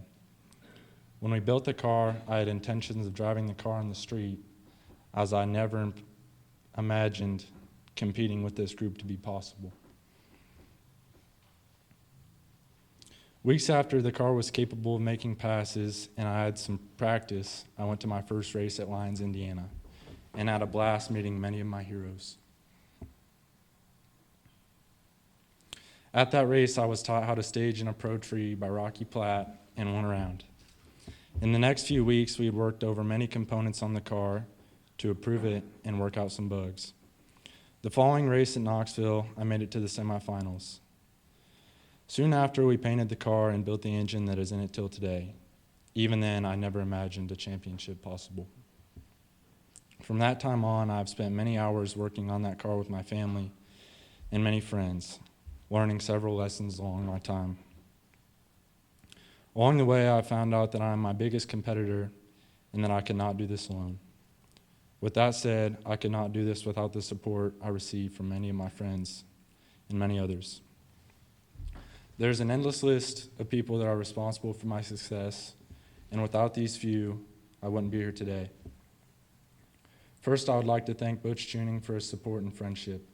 Without Butch's belief in me, I would not be the racer I am today. I would like to thank my parents for all they do. They certainly do not get enough credit, but they have also made me who I am today. My dad is the smartest man I know and my best friend. My mother and sister both are always there when I need them most and are not afraid to work on the car alongside me and my dad. Also, thanks to my sponsors, Egley Farms, Rebel Wire, Precision Mechanical Group, Harlan Sharp, and Bond & Fondy Friction. Their financial support and top quality products and services have allowed me to take my race car to another level. Thank you as well to Tom Kirshner and Dwayne Bush for help in coming up with this well-performing engine combination we have. I'd also have to thank Jimmy Huff for the words of wisdom, encouragement, and help along the way, loaning us parts that we've needed to make the races. Thank you to my dad, mom, sister, Katie Burrell, and Peavy for helping at the starting line.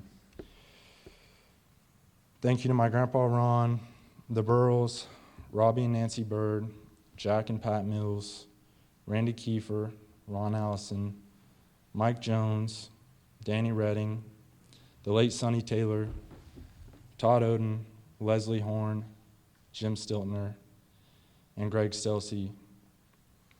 These people have stepped up out of their way to help when it was not required of them, and I cannot show enough appreciation. I'm also very grateful for our group sponsors that offer a contingency that helps us racers out. Thank you, Roby and Rich of G-Force, Mark with Scott Performance Wire, Johnny Powell of Hub Saber, Summit Racing, and Molly Motorsports. Lastly, I would like to thank my competitors, the Sega crew that keeps this group going, my fans, and God. Without all of these people, I wouldn't have been able to follow this dream of mine. Thank you.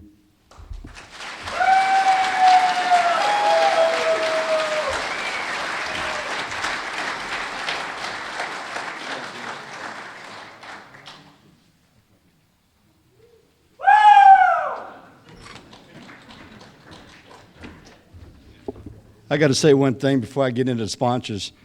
I pulled a letter out just the other day that Colby wrote me, and I've got to put it with my boys. Wrote me a letter. I went back and read that, what he said to me, I guess 2 years ago, and that's a very meaning thing to see the kid win a championship and read the letter he wrote me about how much he appreciates me and everything we do. So Colby, congratulations, buddy. Great job. We'll get into our sponsors. As we know, as all you guys know, we cannot survive without the sponsorship we have. We have to go out and get these sponsors, and a lot of you guys help get these sponsors. And when I started doing the sponsor thing, I guess a few years ago, a lot of times my last name would get me in a door. Quayne Stott's last name would get us in a door, and once we got in the door, you guys is who made it happen. It wasn't about us. It was about what y'all would do, and that we appreciate that. I'm going to start. Keith Turman, are you here? Keith, I know you're here. I saw you somewhere, I think. Keith? Keith, every year he gives us money for the sponsor to help sponsor this event, and it's very much appreciated. I'm going to go into some of the race sponsors that help us. Robbins Repairable. Leslie Horn, thank you for always working on that. We appreciate that. Of course, Johnny Powell, Hub Saver. Roby with G-Force. Don Baskins, Baskins Trucking. Scott Wires, Ram Clutches, Pat and Mike. You guys just mean so much to everything we do. Mecca USA Motorsports, Hoosier Tire. Mitch, you always work on the Hoosier Tire stuff, and we appreciate what you do with that deal. One Way Technologies, Jeff Jones, Chris Grace, they're not here this year, but they're all in. They just help so much. It's incredible what they do. Rooster Bolin, he's helped sponsor trophies before. Trent Sherrill, Chuck Stanfield, Speed and Culture. They always help support us. One of the ones, special ones to me, and always will be special to me, Stephen Smith, Gasser Gear. Buddy, everything you do, you just don't know. We couldn't do without you. And we appreciate everything you do and what Gasser Gear does to put out the name for all these guys. Summit, of course, Summit is one of our biggest sponsors. We couldn't do it without them. They keep re-upping, and they've re-upped for this coming year. They've decided they want to stay with us. They see what we have, and they just really appreciate us as much as we appreciate them. One guy, I want to come up here just a minute to speak, and he's special to all of us. Roby, you can run, but you can't hide. Where you at? Come on up here. Roby, you can't say enough for Roby. Everybody's come up here has thanked Roby, and you can't say enough for what he does because he goes out of his way to help everyone, and he never expects a penny. And we have to make sure we take care of this boy. He's got a wife and kids at home. I think you're going to be a granddaddy too, aren't you? No. You're not? Not yet? If I am, I ain't heard about it. Roby, we want you to know how much we do appreciate everything you do. No. Thank y'all.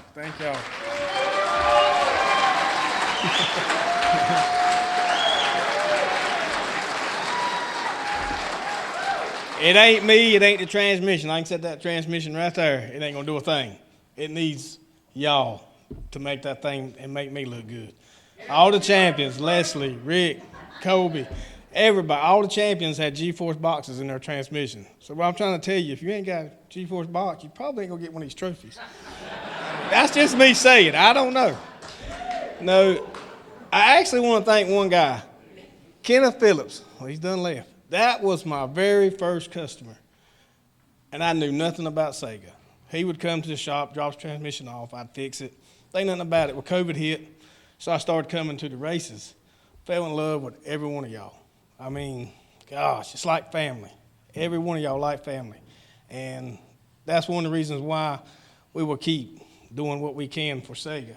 But I want to thank Quayne and Rocky and the whole staff, because if it wasn't for that, I wouldn't be able to do what I'm doing.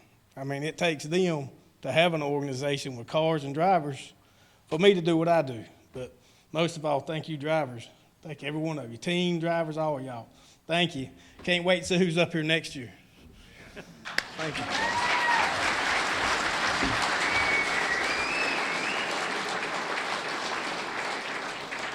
As you all know, we got to have a special event this past year at Knoxville. And the Jackpot Nationals. I think Stephen Smith actually came up with that name. And I got to mention some of these people. And I've already mentioned some of them, but we had, I forgot how much money we raised for that event. Randy Edmonds is kind of the one behind it. He got it going. But I've got to mention some of these people that just came out of goodness of the heart to put in money for this event to make the payouts bigger. Rick Varner, Custom Specialties, Cummins Motorsports, Ron Allison, Platt and Cannon Racing. I forgot I did that. Robbins Repairable, Fulton Engines, Kenneth Phillips, Stott Speed Shop. I know I'm forgetting people. Randy Edmonds, he put in money. So many people, and I'm sorry for the ones I forgot, but so many people put in money and really didn't get what they got out of it is they wanted to be a part of Southeast Gassers. And they wanted to make sure that they spread the money out. And we appreciate people like that so much. And once again, like I said, we couldn't do it without you. I've got one guy I want to bring up here that it's incredible how excited he is about Southeast Gassers. Joe Mellish over here, he's with Molly. Tim Hall, Barry Lynn, I think some of you guys got Joe involved with us. And once Joe came to a race, he just wanted to come back. And Joe and I have had several conversations, and actually they have stepped up this year and want to be one of our main sponsors also, along with Summit. So we've invited Joe. Joe wanted to come here, and we've invited him to come up to speak to you guys and kind of tell you what to look forward to for this coming race season. Thank you, guys.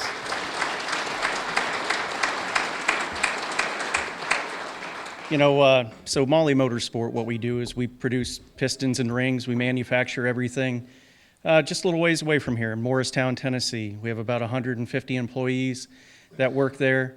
Overall at the plant for Molly, over 800. And we work with professional race teams, everything from NASCAR, and we support everything from grassroots racing. And I've got to tell you, I've been involved with racing since I was probably 15 years old, working on dirt late models. And I had the good fortune to work my way up and work for Humpy Wheeler at Charlotte Motor Speedway, and then transfer out to Las Vegas Motor Speedway. And I was out there for about 13 years. And I thought I had seen every single thing in racing ever. And I've been all over the place. Just any place you could name, I've probably been there watching racing. I've never seen anything like Southeast Gassers. Nothing. And it's something that you all should be proud of. There are promoters in this world right now, I guarantee you, that are scratching their heads trying to figure out a way that they're going to fill their grandstands. Okay? And you guys do it. You guys aren't just racers. You guys are entertainers. And you guys fill those grandstands with people who want to potentially buy our products. And that's where the relationship comes in. That's why we spend money to sponsor all the classes in Southeast Gassers. And this year we're going to step up and we're going to be the primary sponsor for the June race in Knoxville. And I just can't thank you guys enough for everything that you do, the sacrifices that you guys make. I've been there. I've been on race teams. I've had all that heartbreak and I've had a little bit of triumph. It's not easy. And all of you guys make great sacrifices. And we're really looking forward to this year and the show that you guys are going to put on every place that you guys go. And thank you.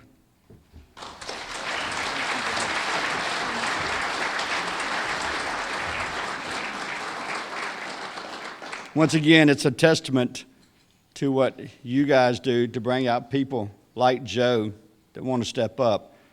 And y'all make the show, like you said, y'all entertainers also. And that's what makes all this. We spend a lot of money. I think Tim mentioned, a couple of you mentioned about the money we spend. And Queen Stott don't pay out any money hardly. So we do this for the love of it. That's for sure. We do it for the love of it. So thank you guys, and thank you everybody that works for us to try to bring in sponsors. We appreciate it so much.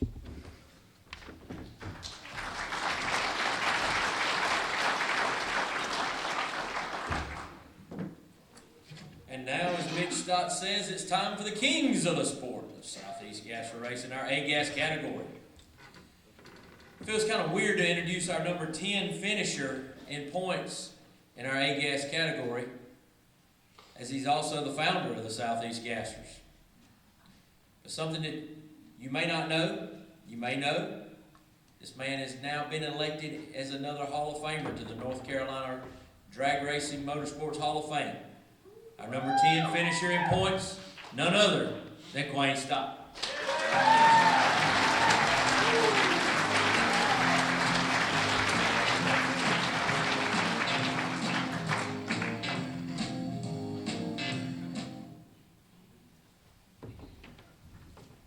I get to present this to you. Then get over and work it out.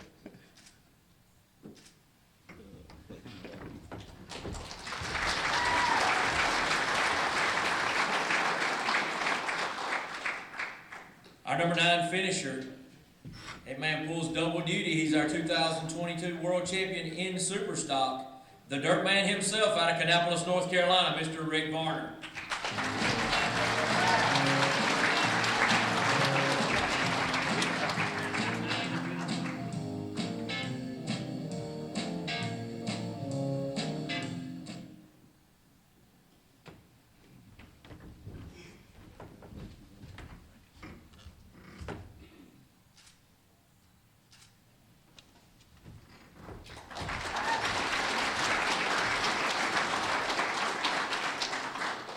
Our number 9 finisher, he's out of Bristol, Tennessee. He's the driver of the black and blue Barracuda, Mr. Robert Frazier.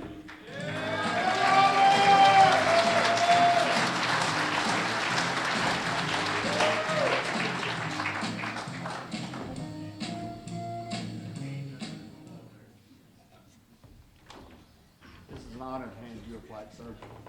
It's an honor to hand you a plaque. You've been doing this for a long time. Thank you.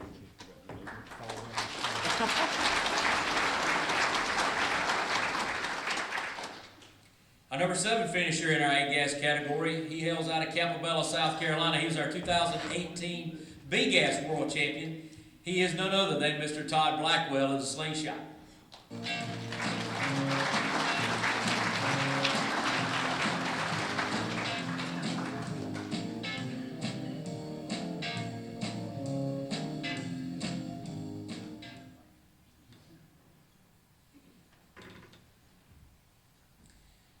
All right, now I was teasing our number 6 finisher. I told him we were going to rename his car the Phoenix because it keeps rising from the ashes.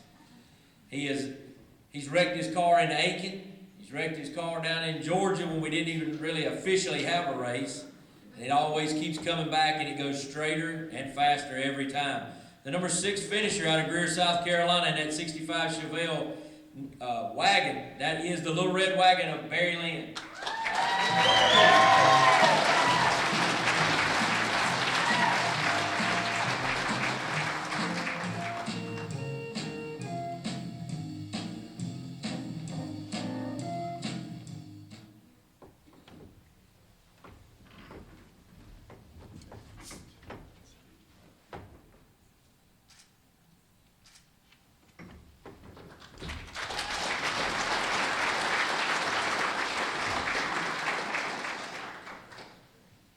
Our number 5 finisher in points this year had a breakthrough season for himself, doing better than he's ever done before. He got a real handle on that car after getting some help from Brian Harris over there, and got that horsepower underneath the hood from Greer, South Carolina, the driver of the 67 Chevelle Super Sport. That is Chase Howard.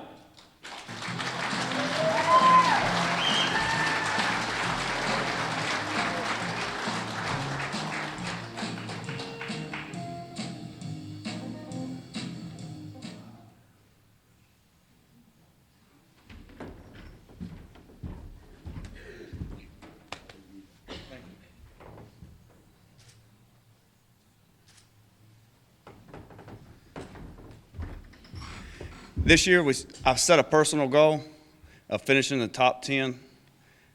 Thankfully, I was able to finish 5th, and I wouldn't be able to do it without the support of fans and other racers that have given us so many encouraging words and helped me improve on my driving and help us with the car. And first of all, I'd like to thank Brian and Robin for helping us get the chassis straightened out and make a better year. And I'd like to thank my dad for being able to provide this opportunity to let me drive this beautiful race car and compete with the Southeast Gassers. Thank you.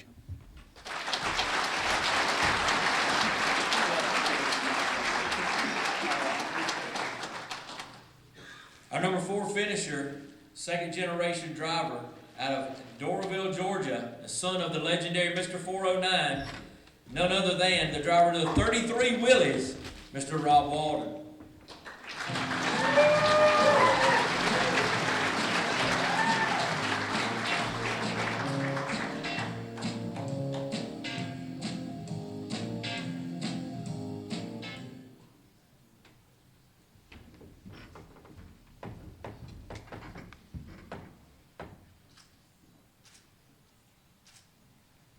Bob Walden also gets one extra trophy this year from several friends.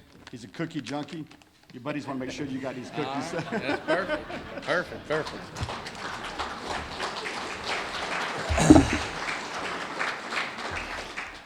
I'm not much on speeches. I'm gonna save plenty of time for Leslie for his speech. So, I want to thank my biggest fan and crew chief, Sam Gable over here. I'll make sure and get that out first. He told me I had to. I want to thank my sponsors. That would be me. All the guys back at the shop help me build the motor, get the car ready, and bring it out. And my sponsors, I have Yellowterra Rocker Arms, Atlanta Paving and Concrete, and Melling Oil Pumps. So that's about all I got on that. I do have one small story I wanted to tell. The very first race I ever went to was with Sammy. He had his Seagas car there. And I met Mitch Stott at the race. He probably doesn't remember because he was running around doing a lot of stuff. And he asked, Sammy told him we were building a car, and he asked me, he said, "What are you building?" I said, "A 33 Willis." He goes, "Oh, I used to race a 33 Willis. That's pretty cool." And I said, he goes, "What are you getting, a Fulton small block, a power engine?" I said, "No, I'm building a 409. And he kind of looked at me strange, and he said, "You mean that motor that's got that flat head on it?" And I said, "Yeah." And he looked at me and he says, "Do you think that can be competitive in A-gas?" And I said, "I don't know, we're going to give it a try, but so far the old dump truck motor's doing pretty good."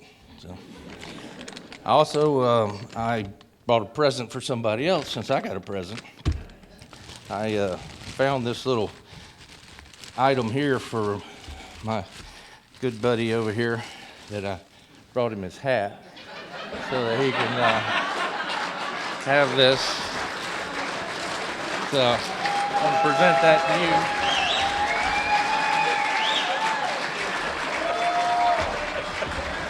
There you go.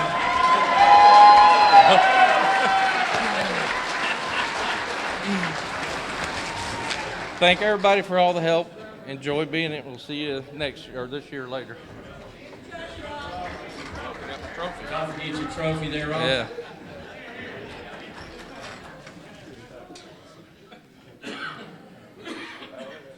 What do you say about our next winner right here? Man, already our 2019 champ, man who goes to it seems like every race he's there. I mean, he doesn't miss a race. He's the current active leader in Southeast Gasser history with 16 wins. He's been here just about since the beginning, I think. Correct me if I'm wrong, Dwayne. That is going to be none other than the driver of the 58 Corvette, the Silver Streak 2, Mr. Kenneth Phillips.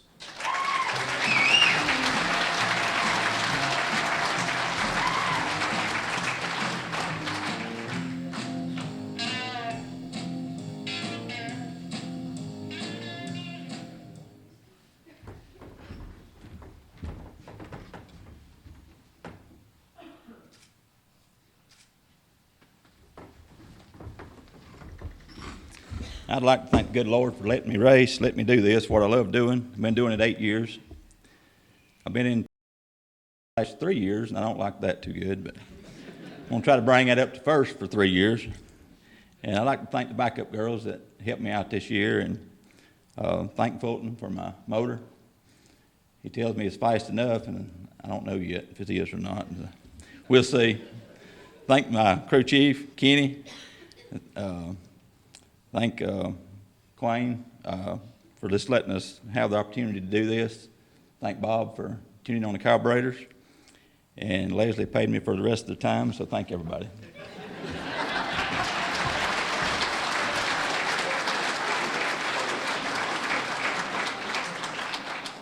But I must say, Kenneth, you have gotten better at public speaking, because the first time I stuck a microphone in his mouth in Victory Lane, he just went. And so I've teased him ever since about that beautiful smile he has. Our number 2 finisher this year was our 2021 A-Gas champion. And to be honest with you, I thought back over the last 5 years, I don't think he's been outside the top 5 and maybe even the top 3 in the last 5 years. He ran I think it was a 63 Ford Falcon Sprint. And then he changed over and he got a 31 Model A Ford. And I saw it at Quain's right after he brought it in, and I said, there's no way. He said, I think we can do it. And he has turned that thing, I mean, he had to work tirelessly, I'm sure, on it, but he has turned that thing into a bad hot rod and won the world championship with it last year. A guy that just, he's round after round after round, he's there. If the car goes sideways, he's not out of it. He's going to pedal it, get back into it. And the number 2 finisher this year, our 2021 defending champion, the man who finishes second this year, Mr. Gabriel Burley.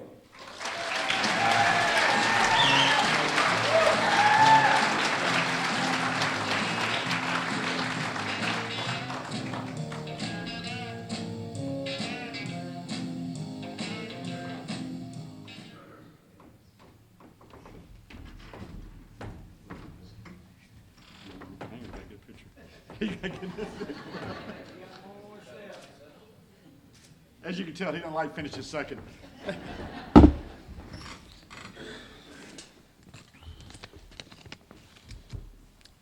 It's no secret this isn't the position I wanted to be in. If I was okay with second, I'm racing with the wrong group. With that said, I put forward my best effort, and the chips fell where they did. I still need to thank a few people for getting me to where I am and making this year possible for me. Robbie and Nancy Bird have pretty well funded most of this thing out of their pocket and kept my dream alive. Jack and Patsy Mills, David and Pam Burrell, Billy and Debbie Eisen, Quain, Mitch Stott, and the rest of Sega, Clay and everybody at Stott Speed Shop for fixing my things when I decided to keep in it a little too long, Jimmy and Peavy, the Welches, Tony and Kim, the Lowhorns. They fed us dinner a lot of times at midnight, so gotta thank them. And last but not least, I thank my wife Katie for letting me keep this dream alive. I'd be remiss if I didn't thank John Causey at John Causey Racing Engines. The engine in the car probably has 250 to 300 passes on it. It's never had the valves adjusted. He builds a bulletproof combination that if you'll do your job, his stuff will do its job. Pat Norsha at Ram Clutches gives me something that I know is going to be there. And Robbie Myrick at G-Force Transmissions, everyone here knows that that's the only way to go. I mean, he'll do anything for you. You blow it up between rounds, he'll fix it, but that's a once every 2 year kind of thing. I mean, it's always there. We'll see y'all next year, and God willing, we'll put it number 1 again, so thank y'all.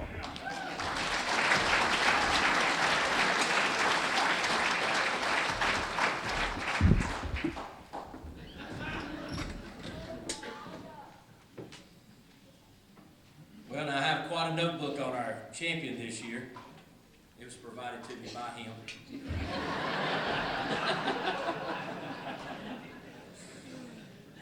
But it is cool to start asking these guys questions other than just, how'd you run today? You done awful good. But I knew a little bit about him, got to know a little bit more about him. But our champion this year, if I could sum up what he told me, anything with wheels on it, he wanted. And he wanted to go fast. Told me stories of how he was 8, 9, 10 years old learning to drive a 3-speed on the column. I'm like, how did you push your clutch in and you're 8 years old? But I guess the seats moved way up. But, and it was one of those beautiful 63 Falcons, but he doesn't run a Ford. I don't know why. Maybe because Gene Fulton wants him to run a Chevrolet. But Leslie Horn, 14 years old, he got his first car. 67 Camaro. And if you know Leslie, he loves his 67 Camaros. Racing motorcycles for a while. I didn't know that. He won the Moto GT championship in 1995. The guys that get on Daytona and run, I'm like, man, you're an idiot. But that's Leslie Horn. He loves speed. He loves anything with 2 wheels on it. He loves to try to tame anything that he can get into. If you know Leslie, he'll let you borrow whatever he's got, but he's going to try to outrun you fair and square. He went and won the 2019 championship in a 62 wagon. Then he sold that car and said, I'm going A-gas racing. And everybody was, well, I guess you are, Leslie, but you can do whatever you want to. Took him a couple of years. Now he finds himself at the very top of the A-gas category. The first man to win 2 championships in 2 different weight divisions, C-gas and then A-gas. And you guys know we've had a lot of people come up to our drivers' meetings and say, boy, I thought it'd be a lot easier to win than this. These champions tonight, and Leslie Horn, no slouch to that, knows how to win. 2022, first 4 races, victory lane, 4 in a row. That's something that not easily done. Carries that all the way through to the championship, as he had to battle things on and off, just as all these guys did. But he come through in the end. And that's something to be said about the perseverance of this guy. If you tell him he can't do something, he's probably going to try to find a way to do it. And that's the true heart of a racer. I see that in many of you tonight. Tonight we crown our A-gas champion, the 2022 world champion from Boiler Springs, South Carolina, Mr. Leslie Horn.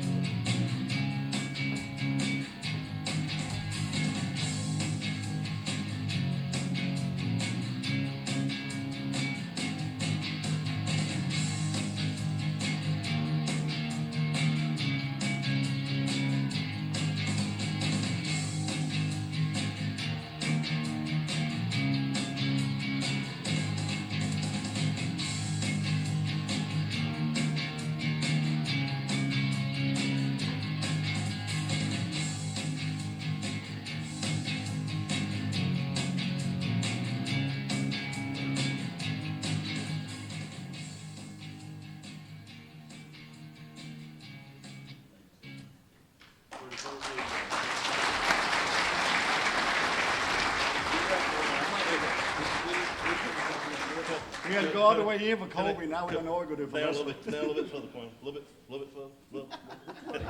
No, keep on going. Oh, you like I'm going back here. Yeah. How tight you want it? Nah, that's all right. Just whatever. Let's get it done. So it don't fall off.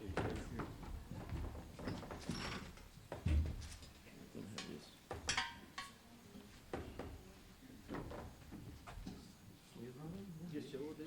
It's hard to believe. Yeah.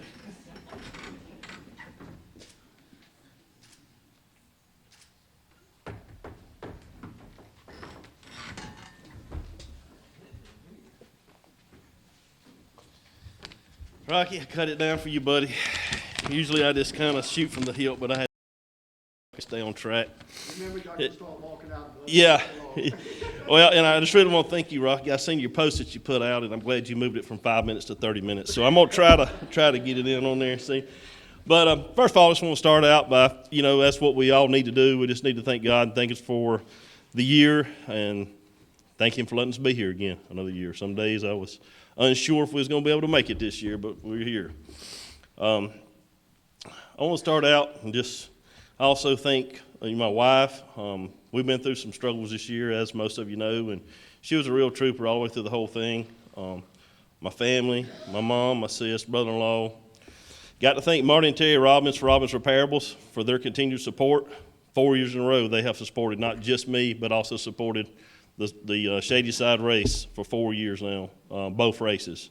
Can't thank them enough. And they also supported the Nationals, whatever it was, Knoxville Nationals that we done. So they have been a big part, just good friends of mine, and I really appreciate having them in there with us. Also, I need to thank Ken Investments. There's another one of our people that helps us get back and forth to the racetrack. Horn Properties for their continual support. Gene Fulton, Stacy Hall, Fulton Race Engines. Mike and Pat Norsha, Ram Clutch for their continued support for not just me, but everyone here. Carburetor Bob, Kathleen Zabo. Naturally, here we go with Roby Merrick. I think he's like the superstar of the show, wherever he went to. Everybody's got to talk about Roby. And Roby got up here earlier, and a lot of people said, you know, tear up one of Roby's transmissions, he'll fix it at the shop. He told me 3 years ago when I switched over to him, I said, listen, I need to get a spare transmission. He said, you won't have to have one with mine. He was right. I had never had to have one. So, been one of the best moves I ever made. Mark View with Scott Wires. He stepped up, sponsored a lot of us this year, paid the finalists in every class. Brian and Robin Harris with Harris Race Cars. Kaylee Smith. All the bugs that has helped all of us. It takes a lot to be a bug. Sometimes, you know, it's 100 degrees out there, and they're out there all day. A lot of them don't get enough respect. Thank you for what you do. Got to thank all of my employees, all of my agents that works for me. Without them, I couldn't be here at all. Also, got to thank Quayne Stott and the Southeast Gassers. I know everybody here has thanked him, but really there's no way that we could be here without him, and 90% of us wouldn't even know each other if it wasn't for Southeast Gassers. One more very special person I need to thank is my son, my crew chief, Logan Horn. To say 2022 was rough,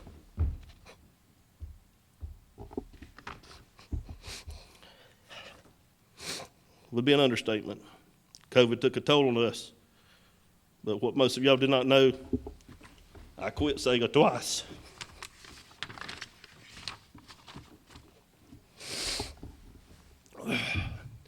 First time was around the end of May, right before the Ohio race. I was done. I was beat. I was just tired. Logan calls me in his room and says, Dad, I don't want you to quit. Make me a promise. I said, son, I can't make you a promise that I won't quit, but I will promise you I will go to Ohio. So we got everything loaded up. Robin, Brian, everybody helped us. Off to Ohio we went. When we got to Ohio, the fan support was just unreal. I mean, so many fans come up, talk to me, hug me, wanted pictures. I had kids come up. We sold like 50 T-shirts. I don't know if everybody knew what I was struggling with or what, but it was just hard to believe at how much support I got at Ohio. It didn't hurt that I won the race also. So to come out of there feeling a little bit pumped up gave me the strength that I needed to get to the next race, which was Knoxville, North Carolina. Had a small engine problem, but still able to make it to the semifinals. That was one more race down, one more out of the way. One of them like, we've made it through another one. Let's go on to the next one. So then, now, we're at Lyons, Indiana. I'm still really confused about Lyons, Indiana race. I still, to this day, don't know who won that race. I don't know if any of y'all do or not. But anyway, we got through Lyons, Indiana.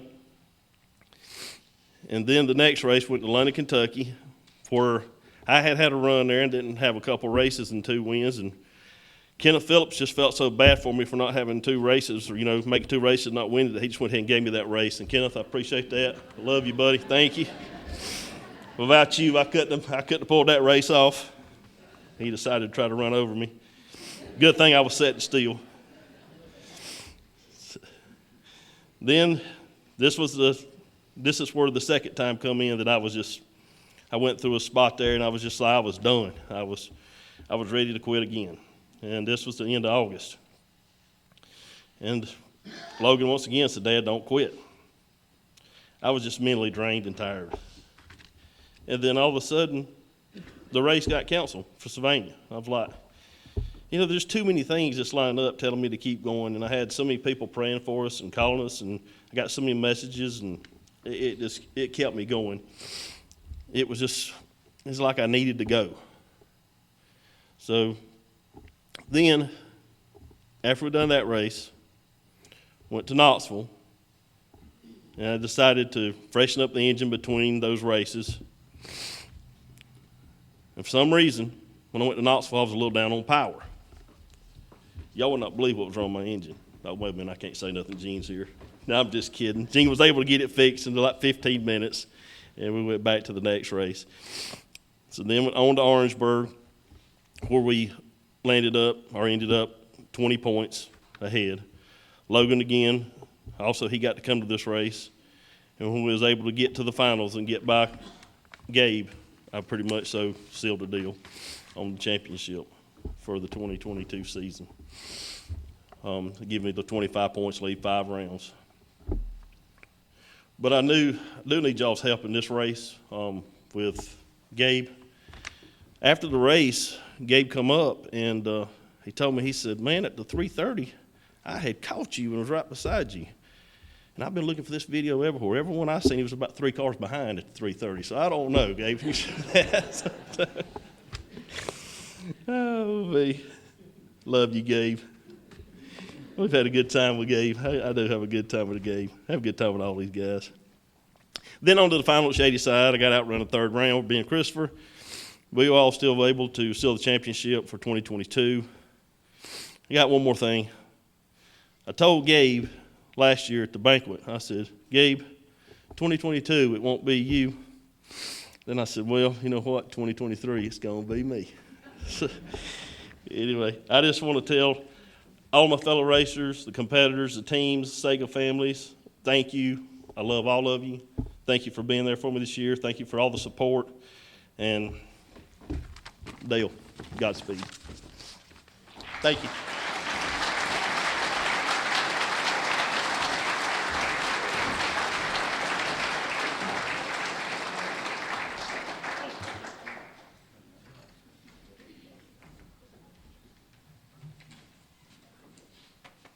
True sign of perseverance right there. And then what I've noticed about all you racers is that you persevere, you find a way, you make a way, you make a part, you improvise, you adapt, you overcome.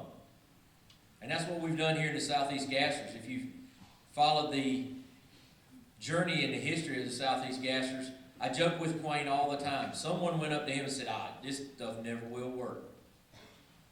Well, Quayne, being who he is, that just lit a fire under him. And look at where it's come. With your help, it will grow more. In 2023, we're going to go to new places. We're going to impact new people. I'm excited. I'm excited to see what the Southeast Gassers can take to new tracks, to old tracks. You're going to see bright new innovations come the way. You're going to see things that you've never seen before, and hopefully we get increase our popularity, our vision, our scope of what we're trying to do here with the Southeast Gassers. You guys are the fuel for that vehicle. We need you. We need more of you. You guys who are sitting out there thinking, "I could finish at 55, finish it. Get out here, see what it's about." Because as you've heard our champions tonight, once they got there through that box, just like our B gas champion, Colby Welch, this year, he said, "Rocky Platt's the first one that showed me how to get through the box and do a burnout and get to the line." You don't forget that. You won't forget that. We're going to put an adrenaline rush on for these fans that they've never seen before. Wheels higher, going faster, shifting harder. I don't know if we can do it, but I think that we can reach more people worldwide this year than we've ever reached before. You're going to see an increased visibility. You're going to see this vision that Quayne has come to fruition even more. Do you want to be part of that? Yeah, I think you do. Let's take this family. Let's show Christ's love through everything we do to the whole world. And maybe, just maybe, we can impact some change in our own country, because God knows we need it. And it can start right here with us. I pray for each of you for safe travels. And I'm looking forward to March, when we get ready to go down to the Silver Dollar Dragway and kick this 2023 season off. My hat's off to every one of you guys who race and come to us. Can't wait to see you soon. Let's go into 2023 tires a blazing. Good evening.